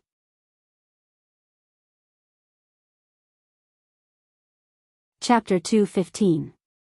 She had to admit that Elvis's medicine was very effective. At least Gu Mengmeng, who had a high fever and almost fainted, was successfully woken up by this medicine after 2 hours of muddle-headedness. She turned her head and vomited without saying anything. She only stopped vomiting until her bile came out and there was nothing left to vomit. Her eyes were watery because of the intense vomiting. She looked at Elvis's concerned and helpless look and tried her best to curl the corners of her lips. She smiled and said, "It's just a fever, don't be nervous, it's fine." "What should I do?" Elvis held Gu Mengmeng's little face and asked seriously. Gu Mengmeng pointed at the pot of mysterious objects and then at her vomit. She said, "Get rid of all these things first, or else we will suffocate to death in this cave." Elvis did not dare to be negligent. He placed Gu Mengmeng beside the fire, where there was a bed made by Gu Mengmeng. Although it was called a bed, it was actually just 2 huge pieces of wood. The middle seam of the wood was aligned and pieced together, and many beast skins were laid on top of it. As the fire had been lit for quite a while, the beast skin on the bed was roasted until it was warm. The moment Gu Mengmeng entered the bed, she felt a wave of comfort wash over her body and the pain lessened by quite a bit. However, sleepiness struck her again. She was afraid that Elvis would worry for nothing if he saw her sleeping. She did not know what kind of dark cuisine he would cook, so she forced herself to stay awake and watched as Elvis carefully brought the pot of things to the entrance of the cave. He dug a hole at the bottom right corner of the snow door that sealed the entrance. After hesitating for a moment, he threw all the ginger in the pot into that hole, while the fish picked it up and ate it by itself. Gu Mengmeng asked, "Why are you eating that? Aren't you afraid of getting a stomach ache?" Elvis used the snow he dug to wash the pot and replied, "Food during winter is too precious, it's a pity to throw it away." Gu Mengmeng smiled. "Aren't there still a lot of it in the cave? It looks like it should be enough for us to eat for the entire winter. You don't have to be so strapped." Elvis filled the cleaned pot with clean snow and placed it on the fire to boil water again. Then, he dug a large piece of snow to clean up her vomit. As he cleaned up, he replied, "That food is to ensure that you won't go hungry this winter. I can't eat it unless I have no other choice." Gu Mengmeng was a little taken aback and asked, "What do you mean by having no other choice?" Elvis buried Gu Mengmeng's vomit into the snow hole at the bottom right of the hole, then used new snow to cover the hole. After settling everything, he dug out some snow to wash his hands before returning to the fire pit. He leaned closer to the fire pit, drying his palms and body before hugging her. The orange-red flames illuminated Elvis's silhouette, making him look very gentle and comforting. He turned around and smiled at Gu Mengmeng, who was lying on the bed and looking at him, before replying, "The situation where I will starve to death if I don't eat is called a last resort." Gu Mengmeng asked, "What you mean is, unless you're about to starve to death, otherwise all the food in this cave is for me to eat?" Elvis nodded his head seriously. Gu Mengmeng did not know whether to laugh or cry. She stretched her hand out from the beast skin and gestured for Elvis to come over. Elvis sat by the bed and used his freshly warmed hand to hold her little hand. He gently tidied the stray hairs stuck to her forehead due to her sweat. His blue eyes were filled with heartache. Aside from the topic, if nothing goes wrong, this article will be published in January. So my babies, don't save too many articles and finish reading as soon as possible. Otherwise, the content you see now will all be charged in the future. Chapter 2:16. Gu Mengmeng held on to Elvis's hand. Although she was feeling very uncomfortable, she felt an unprecedented sense of ease and comfort in her heart.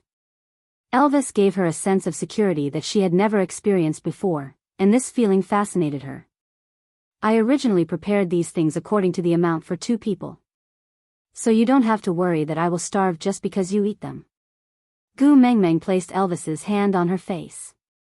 Although his hand had been roasted, it was still cooler than her face, which was burning with a high fever. Gu Mengmeng felt that her face was not so hot after being placed on by his hand.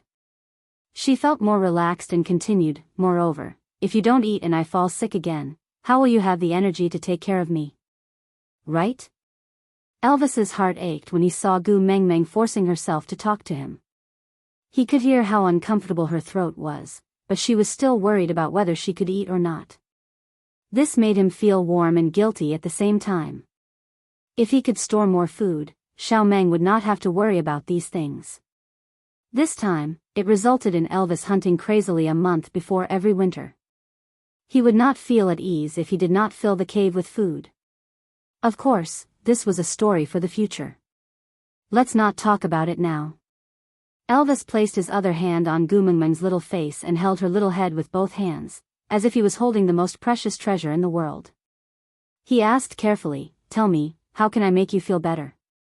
Gu Mengmeng looked at Elvis. Gu Mengmeng used her chin to point at the stone pot that was boiling snow. She said, "Drinking more hot water is a universal remedy.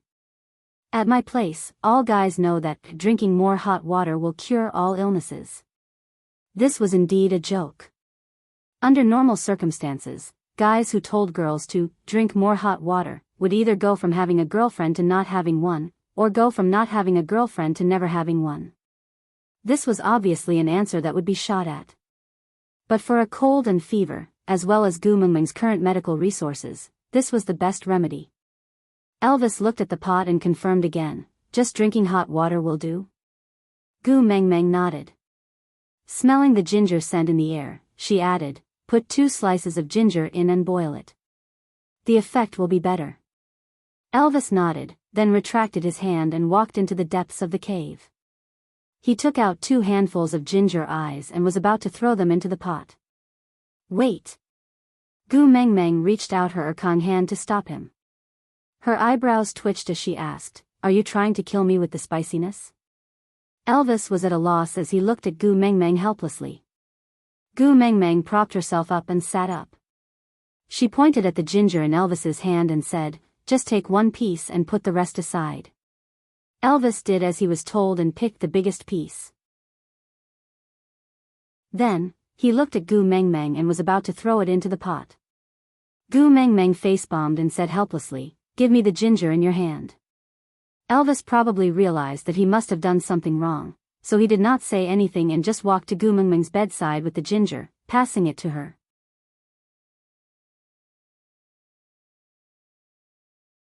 Chapter 217. A pot of ginger water was quickly cooked and Elvis scooped a small bowl for Gu Mengmeng to drink. After Gu Mengmeng drank a bowl of ginger water, she felt much more comfortable. She pushed the bowl to Elvis, letting him drink a bowl to warm his body. Elvis was a little hesitant. This was Gu Mengmeng's medicine, how could he eat it? Gu Mengmeng smiled. These 2 pieces of ginger could be boiled for an entire day. She just had to throw some snow into the pot after drinking it.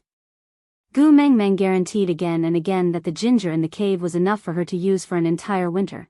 Only then did Elvis reluctantly drink a bowl. This was the sweetest thing he had ever tasted in the world. A sense of bliss spread throughout his body. After drinking the ginger water, Gu Mengmeng fell into a deep sleep once again. In her dreams, she felt that she had returned to her university dormitory bed. The white furry bear at the head of the bed was smiling at her. She hugged the big bear in her arms and rubbed her face against its fur. Satisfied, she rode on the big bear and fell asleep. But the reality was that Elvis was originally sitting at the side of the bed, but was pulled onto the bed by Gu Mengmeng with his beastskin dress. His beastskin dress was torn off by her, while his naked body was ridden in her arms. His entire body was so stiff that he did not dare to move, afraid that he would make her feel uncomfortable in her sleep. The cave was dark. There was almost no trace of time in this cave.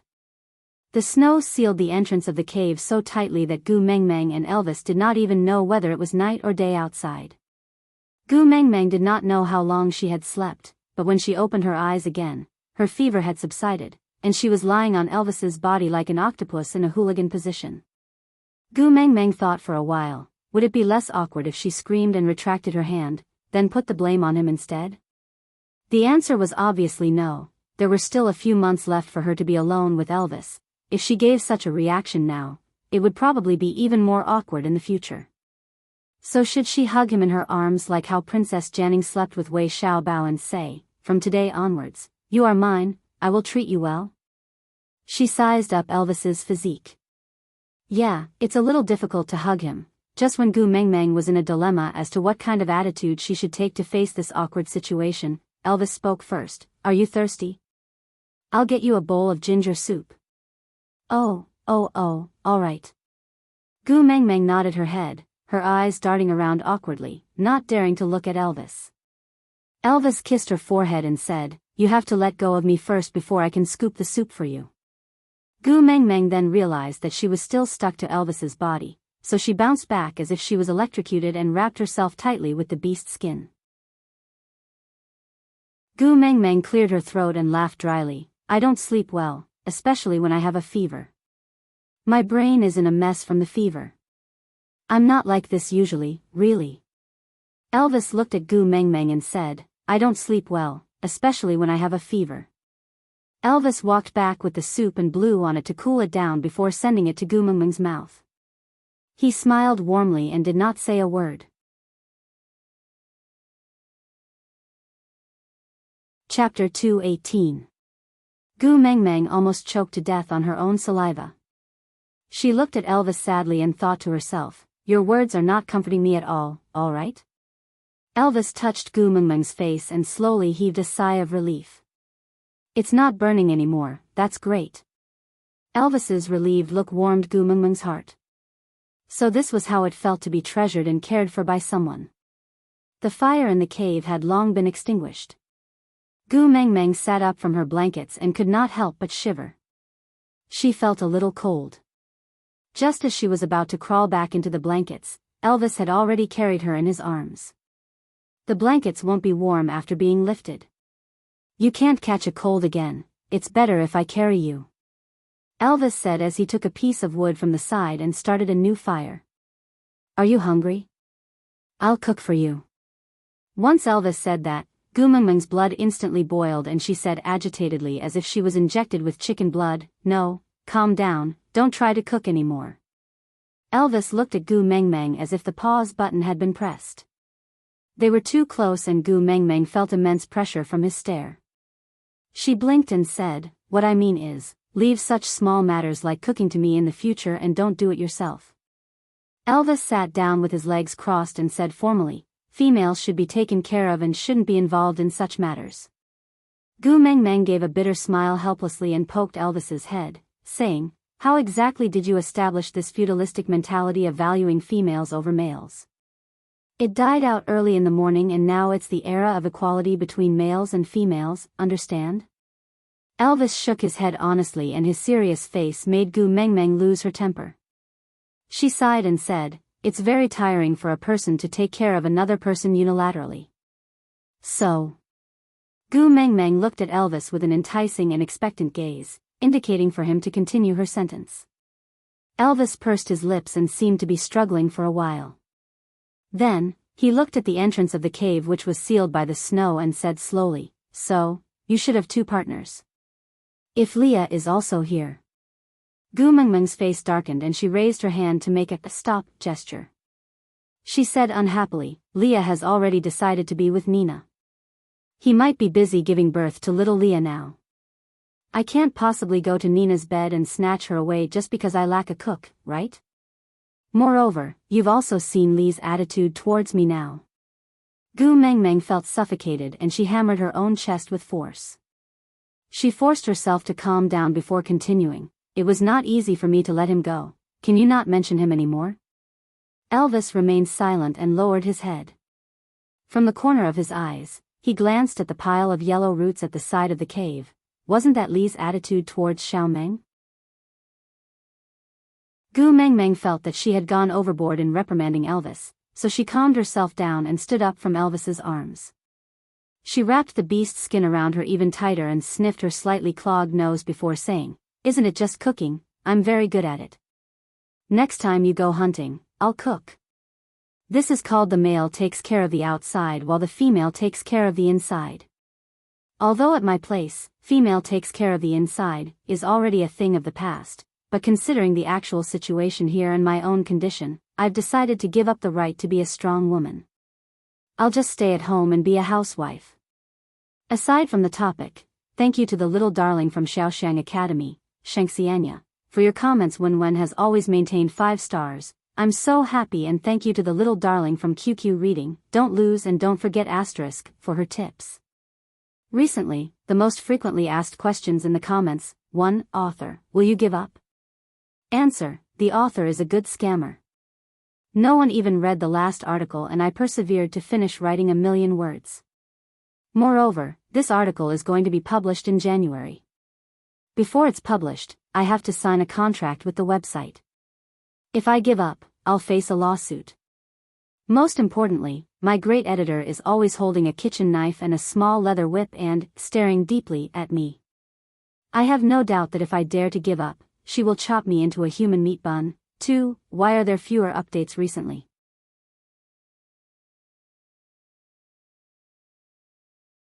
Chapter 219.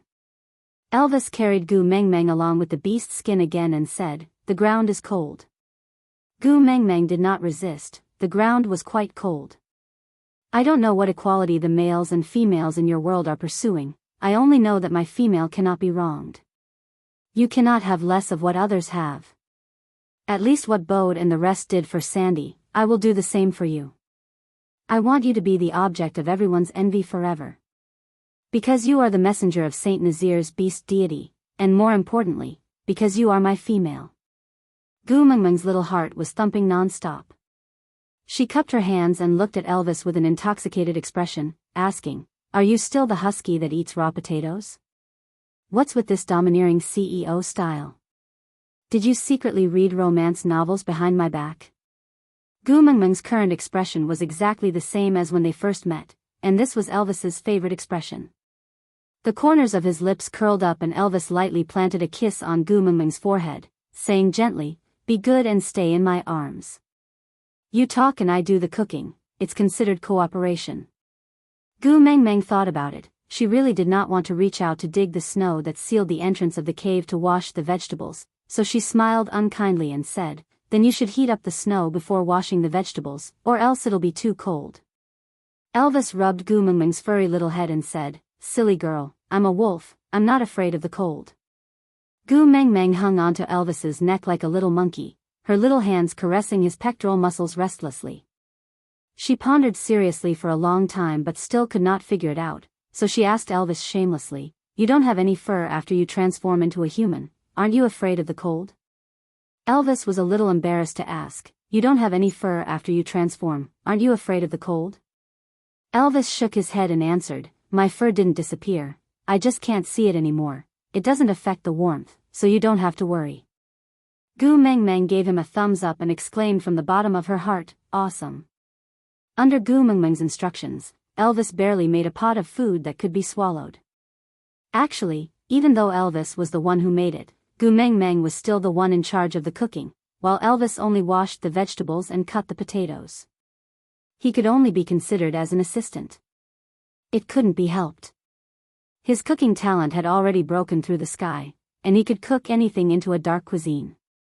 The pot of black stewed fish with ginger and the rabbit that had been roasted into a tire had left a lingering fear in her heart. She really did not have the courage to try again. After they were full, Elvis placed Gu Mengmeng back into the warm blanket, then washed the pot and boiled another pot of ginger water. This was the only recipe he had mastered so far. A pot of water, 2 slices of ginger, cook for a day. Gu Mengmeng patted the side of the bed, signaling Elvis to come up and sleep with her. After Elvis warmed himself up, he laid down beside her and used his arm as a pillow under her head. He lowered his head and quietly watched her fall into a deep sleep. Gu Mengmeng, who was in his arms, slept peacefully like a child. She was defenseless and peaceful. His long eyelashes formed a silhouette under his eyes, and his even breathing was hotter than usual, presumably because he had not recovered from his cold. Her warm breath landed on Elvis's chest, and waves of numbness spread throughout his entire body. His nostrils were filled with the sweet scent of her body. She was clearly as quiet as an angel, but Elvis could not help but have some kind of reaction. Aside from the topic, thank you to Xiaoxiang's baby, Big Banyan Tree, for your recommendation vote then. What am I going to write in the next section? Are you guys mentally prepared?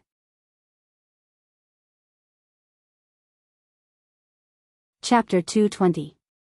Elvis's breathing became heavier. The strange changes in his body made Elvis very uneasy. He felt that something was stirring in his blood.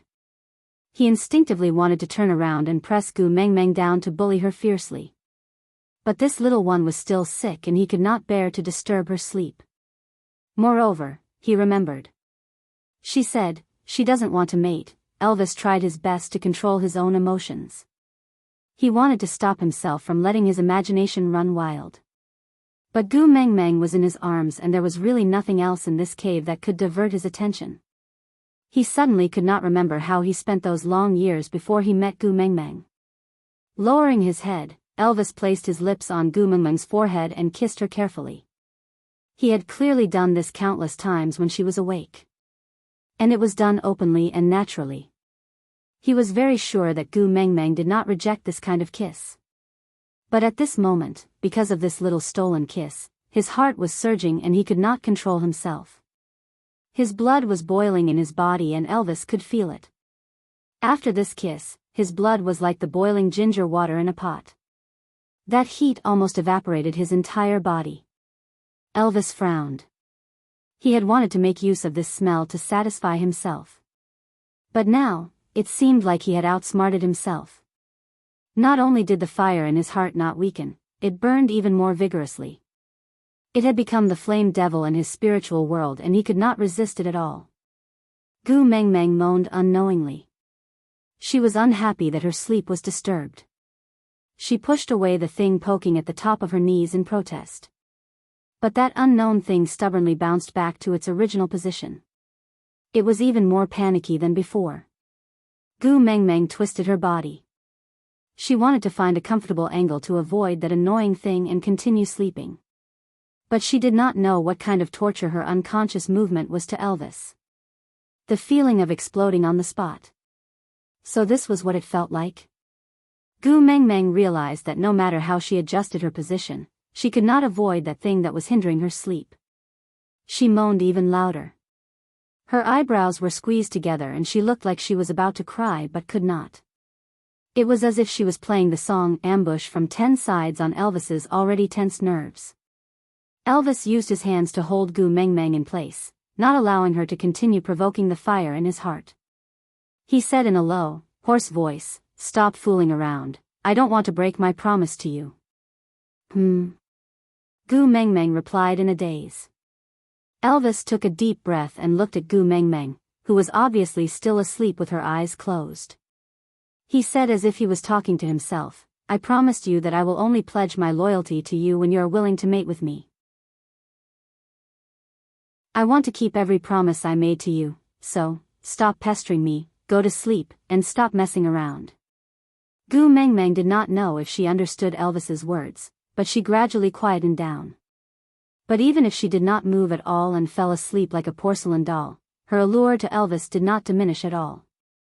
He desperately wanted to have her, so he hugged her even tighter and pulled the distance between them infinitely closer until it was negative. Elvis knew that he should shatter the snow blocking the entrance with one punch, then go out to cool down in the cold wind. But he also knew that Xiao Meng could not be left out in the cold anymore. Moreover, he could not bear to let go of her. This kind of torment seemed to have made him addicted and he was willing to sink into it. Digression, once again, I feel that I am not her biological mother.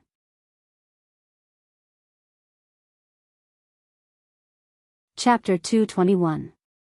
Seeing that Gu Mengmeng had fallen asleep, Elvis was afraid that she would feel uncomfortable being pinned down by him, so he slowly let go of his hand.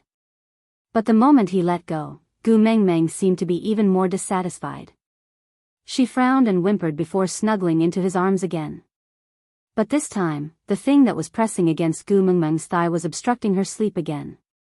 Gu Mengmeng was extremely annoyed. She closed her eyes and reached her hand down to touch it, wanting to see what demon was so daring as to disturb her sleep. Her fair and soft little hand covered Elvis's sensitive nerve endings.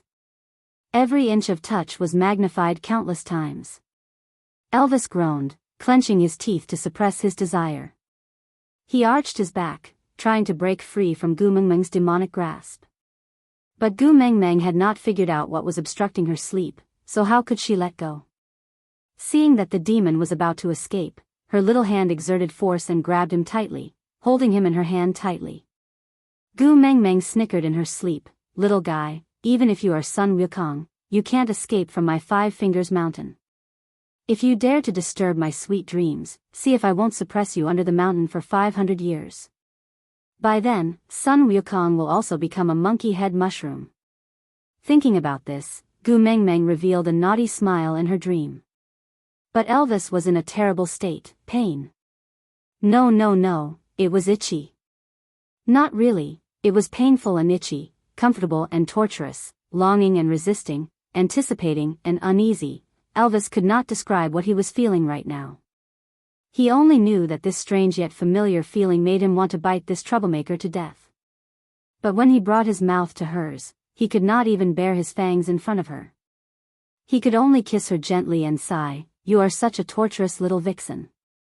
Gu Mengmeng clearly had no intention of letting Elvis go. Her other free hand also moved forward and touched it carefully. This touch, ham sausage? Which brand of ham came in this size? Was it Jinhua ham? But that was not right. Why was the ham sausage hot? Who would heat up a ham sausage in the microwave before eating? Moreover, why was it jumping and jumping like that? It could move, damn, a bug? A mutated caterpillar? Thinking of this, Gu Mengmeng suddenly opened her eyes. Before her brain could react, she let go of her hands and retreated far away. She posed like Yuan and looked at Elvis in fear. When she finally calmed down and woke up from her dreams, Gu Mengmeng was totally dumbfounded. Elvis laid on the side of the bed, looking as if he had been harmed by someone. His clothes were disheveled and his face, which was always so cool, was filled with embarrassment and unbearable pain. There was a blush on the tip of his ears, making him look very attractive.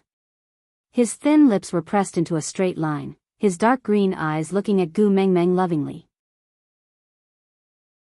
If he were to match his current appearance with lines, he wouldn't even know what to say. "You bastard, don't come over." Alright, it would be more appropriate to add, "Dear customer, come on." The worst part was that the sky supporting pillar was too eye-catching. Gu Mengmeng instinctively looked at her own hand and compared the size. F*ck me. Elvis had been observing Gu Mengmeng's expression the whole time.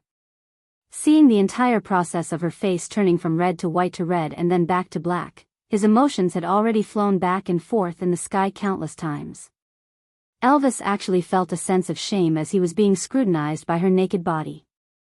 This feeling made him want to flee, but he did not do so. On one hand, he knew that the cave was only so big, where could he escape to? On the other hand, in his heart, there was a sense of anticipation that firmly fixed him on the spot, making him unable to move. Aside from the topic.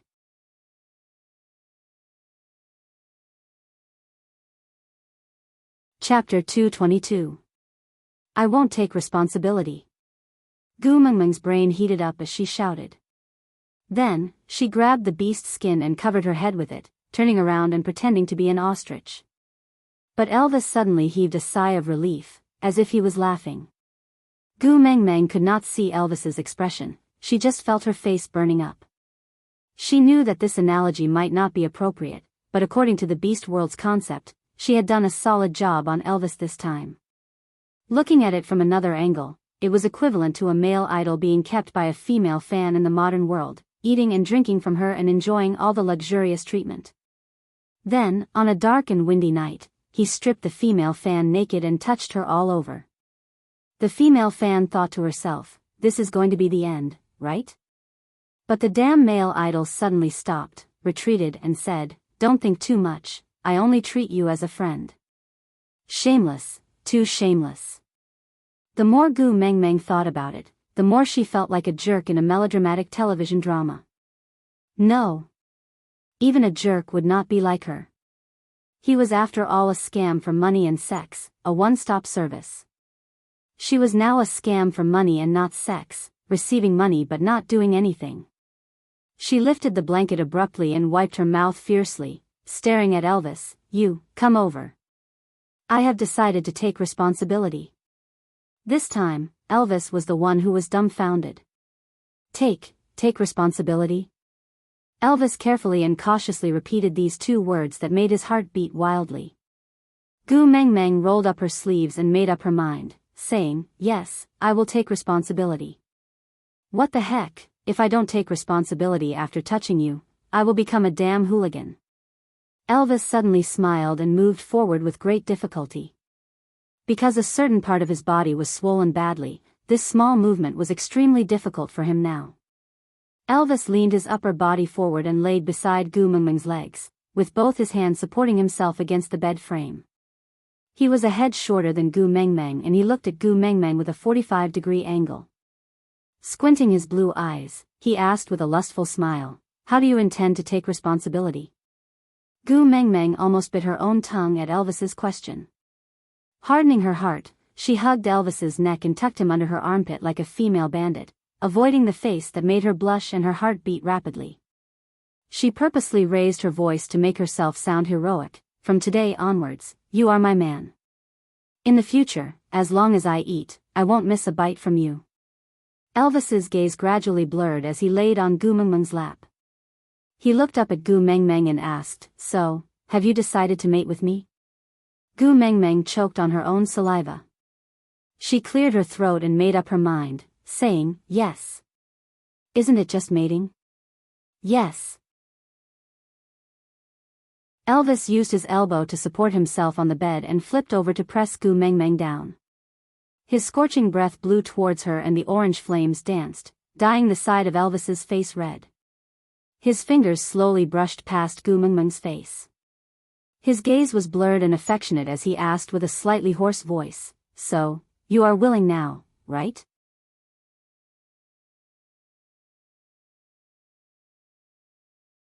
Chapter 223. The meat that was already in her mouth, not eating it?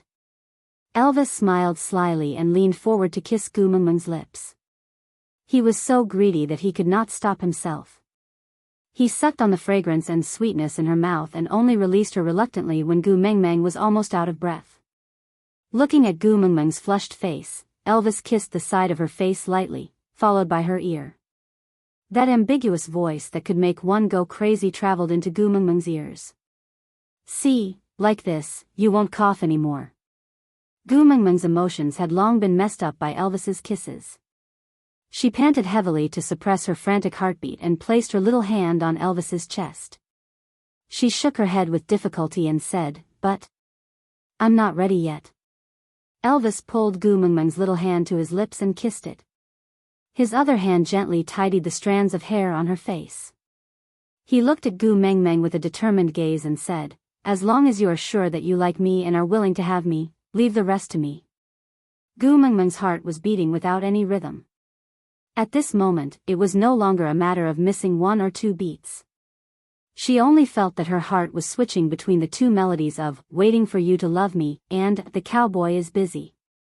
At times, it was slow and powerful. With every beat, she could clearly feel a huge amount of blood rushing into her brain. At times, it was frivolous and joyous. It was beating so fast that she could not even breathe smoothly. The inexplicable nervousness and uneasiness made her want to reject him. But there was a mysterious force that was guiding her to secretly taste the forbidden fruit. Elvis pulled Gu Mengmeng's little hand to the back of his waist. Her little hand, which had turned cold due to nervousness, wrapped around the back of his waist. He supported Gu Mengmeng's ear with one hand and stroked Gu Mengmeng's silky hair with the other. He lowered his head and kissed her lips lightly. It was a fatal temptation. Tell me, do you like me? Elvis asked. Gu Mengmeng felt as if all the nerves in her body had gone numb. Her hands did not belong to her and neither did her legs. Her brain could barely decipher Elvis's message, but she did not know how to reply. She reacted faster than her brain. Even Gu Mengmeng herself was shocked. She actually nodded her head so honestly. Elvis smiled and kissed Gu Mengmeng's lips again as a reward. The hand that was in her hair slowly supported the back of her head, while the other hand that was supporting her ear slowly moved downwards, wrapping around her waist. With a little bit of force, her whole body was tightly pressed against his, leaving only a small gap. Then, there's only one question left. Elvis pressed his lips against Gu Mengmeng's little ears and whispered slowly, "Do you want me?" Gu Mengmeng's eyes were misty and her pupils were dilated. She was sure that she was conscious, but she just could not concentrate on thinking. Gu Mengmeng recognized a fact. She liked Elvis. It was the kind of love a woman had for a man. Elvis had always made her feel safe. No matter what the situation was, he would prioritize her feelings and stand behind her regardless of right or wrong. He had never given up on her and never made her worry for even a moment. She had never even thought that this man would leave her one day, so, when Leah confessed to her, she agreed without any hesitation. At that time, she was already very clear. Someone like Leah, if he did not hold on to her tightly, he might just abandon her at a certain junction. But Elvis would definitely not do that. Even if she were to date someone else, he would not leave her. "Ha, Gu Mengmeng, you really raised a good spare tire." Gu Mengmeng despised herself harshly in her heart, spitting on her scumbag behavior. Frowning, she looked at Elvis in front of her and felt her heart ache. Because of her selfishness, Elvis must have suffered a lot. "Answer me, do you want me?" Elvis felt the change in Gu Mengmeng's gaze. His large hand covered Gu Mengmeng's little hand which was cupping his face.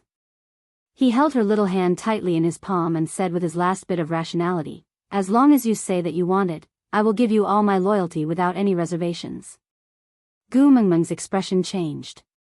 Elvis's eyes were fixed on Gu Mengmeng, his blue eyes filled with anticipation and urgency.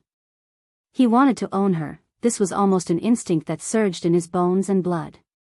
But in order to wait for her, willing, he had been suppressing the desire to possess her. Now, he had reached the limit of his tolerance. Not only was his body about to explode, his remaining rationality was also about to explode. "If you can't promise, as long as you nod your head or give me a little hint, I will understand."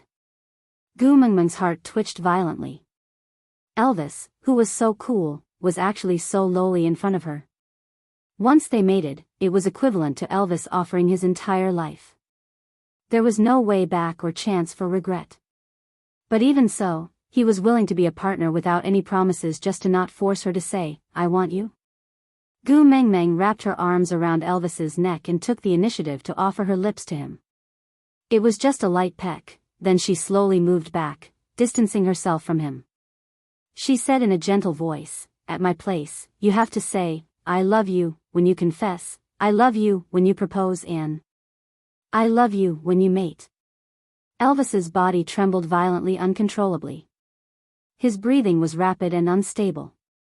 He kissed Gu Mengmeng's lips back and bit them harshly, as if this was the only way to confirm that every word he heard just now came from this little mouth.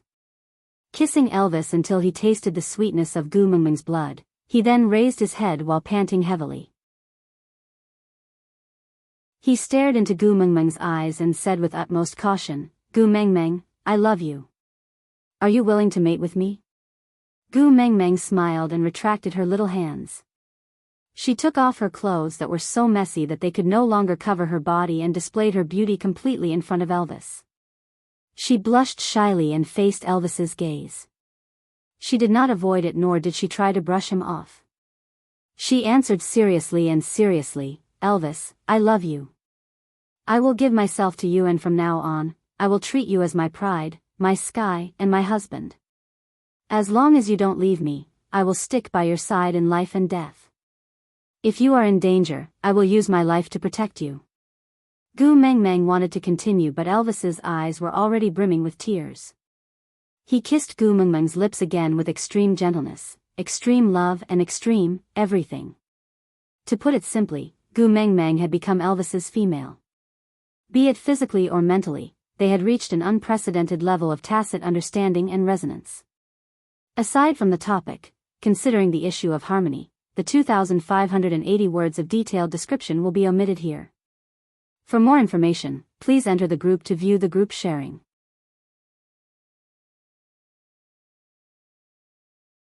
Chapter 224. Elvis restarted the fire and placed the stone pot with the ginger water aside. He changed it to a bigger one and dug out many snow cubes to boil in the pot. After heating the water to a warm temperature, he started to clean Gumengmeng's body.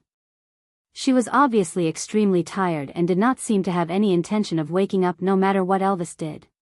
Elvis was afraid that she would be left out again, so his actions were very swift. After cleaning her up, Elvis quickly crawled into the blanket and hugged Gumengmeng in his arms, using his body heat to keep her warm. He could hear Gumengmeng's even breathing and his nostrils were filled with the sluggish breath after the pleasure.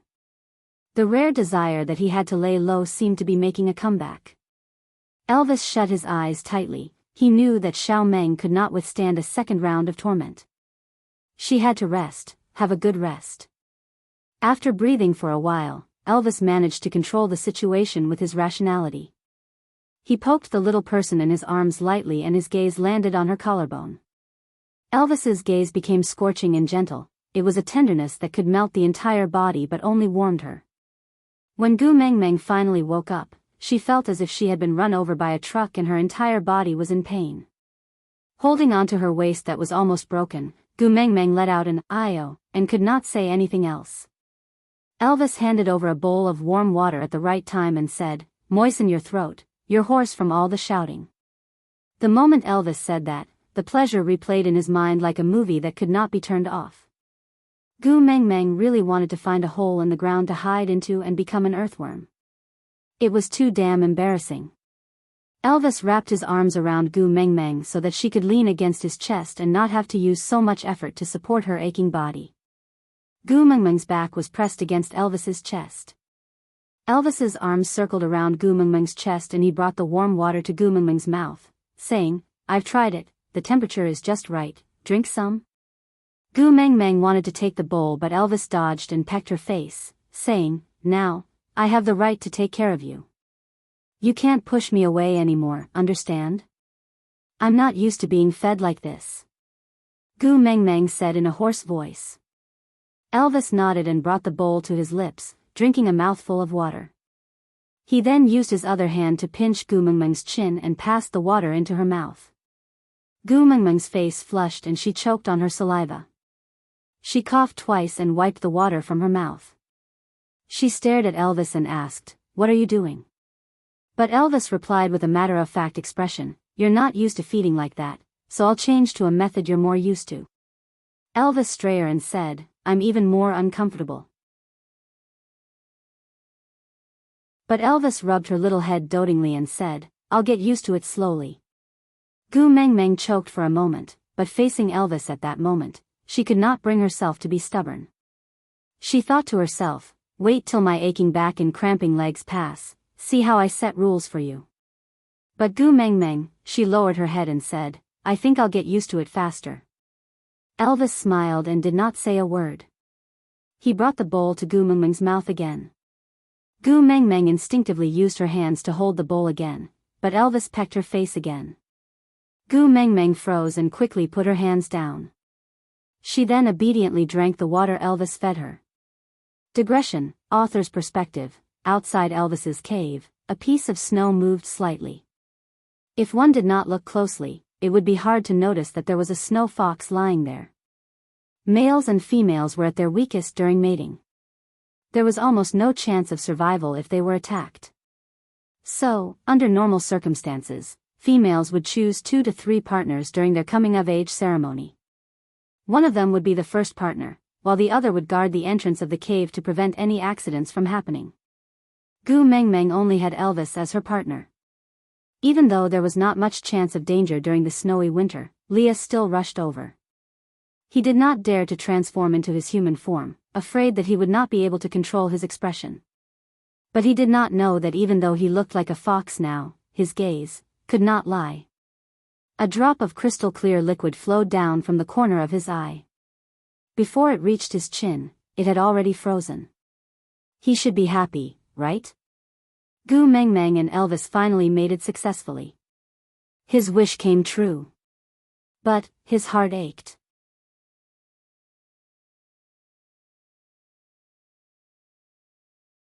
Chapter 225. Gu Mengmeng lowered her head and gasped in surprise. Pushing the water bowl to one side, Gu Mengmeng stared at her own collarbone in shock for a moment. She reached out and rubbed her collarbone, then rubbed her eyes. She was sure that what she saw was not an illusion. A lifelike black wolf was standing on her collarbone, raising its head to howl at the moon. The combination was exquisite. Her collarbone was like a cliff, and the wolf was proud and aloof. Gu Mengmeng looked at the pattern on her collarbone and then at Elvis. She then lowered her head to look at her collarbone and then looked up at Elvis again. She repeated this many times. Gu Mengmeng suddenly frowned and said angrily, "You actually tattooed me while I was asleep." Elvis did not know what tattooing meant, but he roughly understood that she was referring to the wolf totem on her collarbone. Seeing that she did not seem to like it, Elvis was actually very hurt. Not wanting her to see through his emotions, Elvis pretended to be calm and said, "This is a mating mark. You will have it after mating." Gu Mengmeng thought about it, and indeed, it should not be a tattoo. Even if she was in a deep sleep, it was impossible for her not to know that a tattoo was so painful. Moreover, a new tattoo would need to swell for at least 10 days to half a month before it goes down. It was impossible for it to not hurt after being tattooed. So she smiled apologetically and said, "I was not fully awake and my brain is not working well. I was spouting nonsense, please don't mind me." Elvis forced the corners of his lips and said faintly, "It's not strange that you don't like it. After all, compared to a black wolf, you like snow foxes more." Gu Mengmeng almost bit her tongue. "Your new husband started discussing your ex-boyfriend with you in the East? Was he going to bring up the past?" Who said I don't like it? I like it very much. Look, how cool it is." Elvis pulled Gu Mengmeng into his arms and gently rubbed the mark on her collarbone with his fingers. He said, "Although it is not on your heart, I am already very satisfied that it is here. After all, I initially thought it would be on your ankle or arm. I did not even dare to think that it would be so close to your heart." Gu Mengmeng also lowered her head to look at the wolf on her collarbone. Thinking that it was Elvis's incarnation, her heart warmed. She asked, "Don't you feel that you look very handsome standing here? I've seen Wolf King standing like that in movies. It's so domineering and mighty." Elvis caressed her collarbone and said, "As long as it's on your body, no matter where. I'm very satisfied." Gu Mengmeng leaned into Elvis's arms and watched as his fingers caressed her collarbone. She asked, "No matter where? The mating mark isn't in a fixed place?"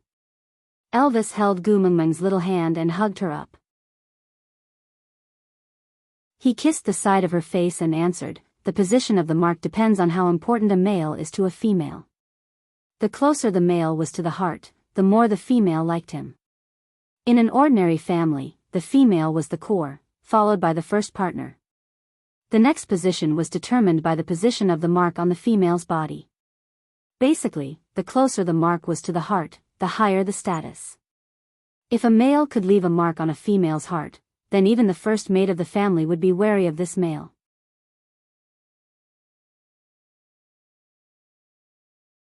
Chapter 226. Gu Mengmeng sneaked a peek at Elvis. Although he hid it very well, Gu Mengmeng could clearly feel that he was actually a little disappointed in his heart, right? On the night of their wedding, anyone would not feel good to find out that he was not the one his wife loved the most. Gu Mengmeng turned around and faced Elvis face to face. She cupped his handsome face with both hands and stared straight into his eyes that were as blue and as deep as the night sky. She said word by word, "You know my views on marriage, right?" Elvis's heart was hit hard. Blood rushed to his head and he nodded his head slowly and stiffly. Gu Mengmeng retracted one of her hands and slowly touched the mating mark on her left collarbone. She said, "Although it is not branded on my heart, I feel that this is the most suitable place for it. Because in the future, everyone will be able to see our mating mark every day when I wear a dress. I want to announce to the whole world that you, Elvis, are my man and only mine. From today onwards, if anyone dares to have any ill intentions towards you, I will make sure that the hand that reaches out will not be able to return. Gu Mengmeng made a gesture of raising her hand and slashing it down. She even raised her head in a domineering manner. Elvis's heart had never been so warm before. Just because she said that he was willing to display this mating mark in front of everyone, to tell everyone that he was her male. Elvis smiled knowingly and hugged Gu Mengmeng's shoulders, pulling her back into his arms. Looking at her pressing the side of her face against his chest in an obedient and docile manner, his iron heart melted into a puddle of water. Lifting Gu Mengmeng's chin lightly, Elvis smiled faintly and said, "Indeed, if we want everyone to see it, it's not very convenient to put it on my heart." Gu Mengmeng smiled too. Actually, in the modern world, deep V's were very common, but for someone with a voluptuous figure like her, when others wore fashionable deep V's, she would look like a prostitute. As a result, she would usually wear a conservative big round neck, causing her voluptuous figure to look a little bloated under her clothes. This was also the reason why she did not even ask for the WeChat number of the swimming club's male god even though she had been drooling over him for a long time. She listened to the sales lady's recommendation and bought a bikini that accentuated her figure. She wanted to run to the swimming club to meet the Prince Charming. If that Prince Charming really came to flirt with her after seeing her bikini, then that Prince Charming's character would really be, Luckily, she had transmigrated here by accident, or else she would have become a dead man. Gu Mengmeng wrapped her arms around Elvis's waist and listened to his strong heartbeat. She suddenly remembered something and asked, "Mengmeng, Gu Mengmeng."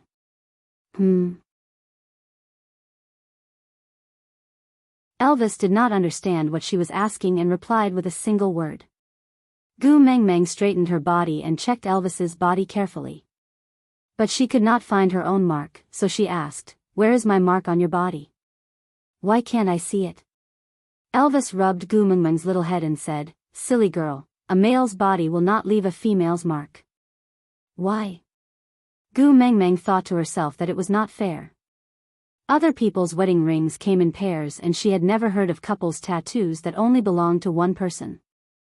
Why was it that in the beast world, something as important as the mating mark was only left on females? Gender discrimination. This was blatant gender discrimination. Aside from the topic, you're tuning into the Journey of the Soul YouTube channel.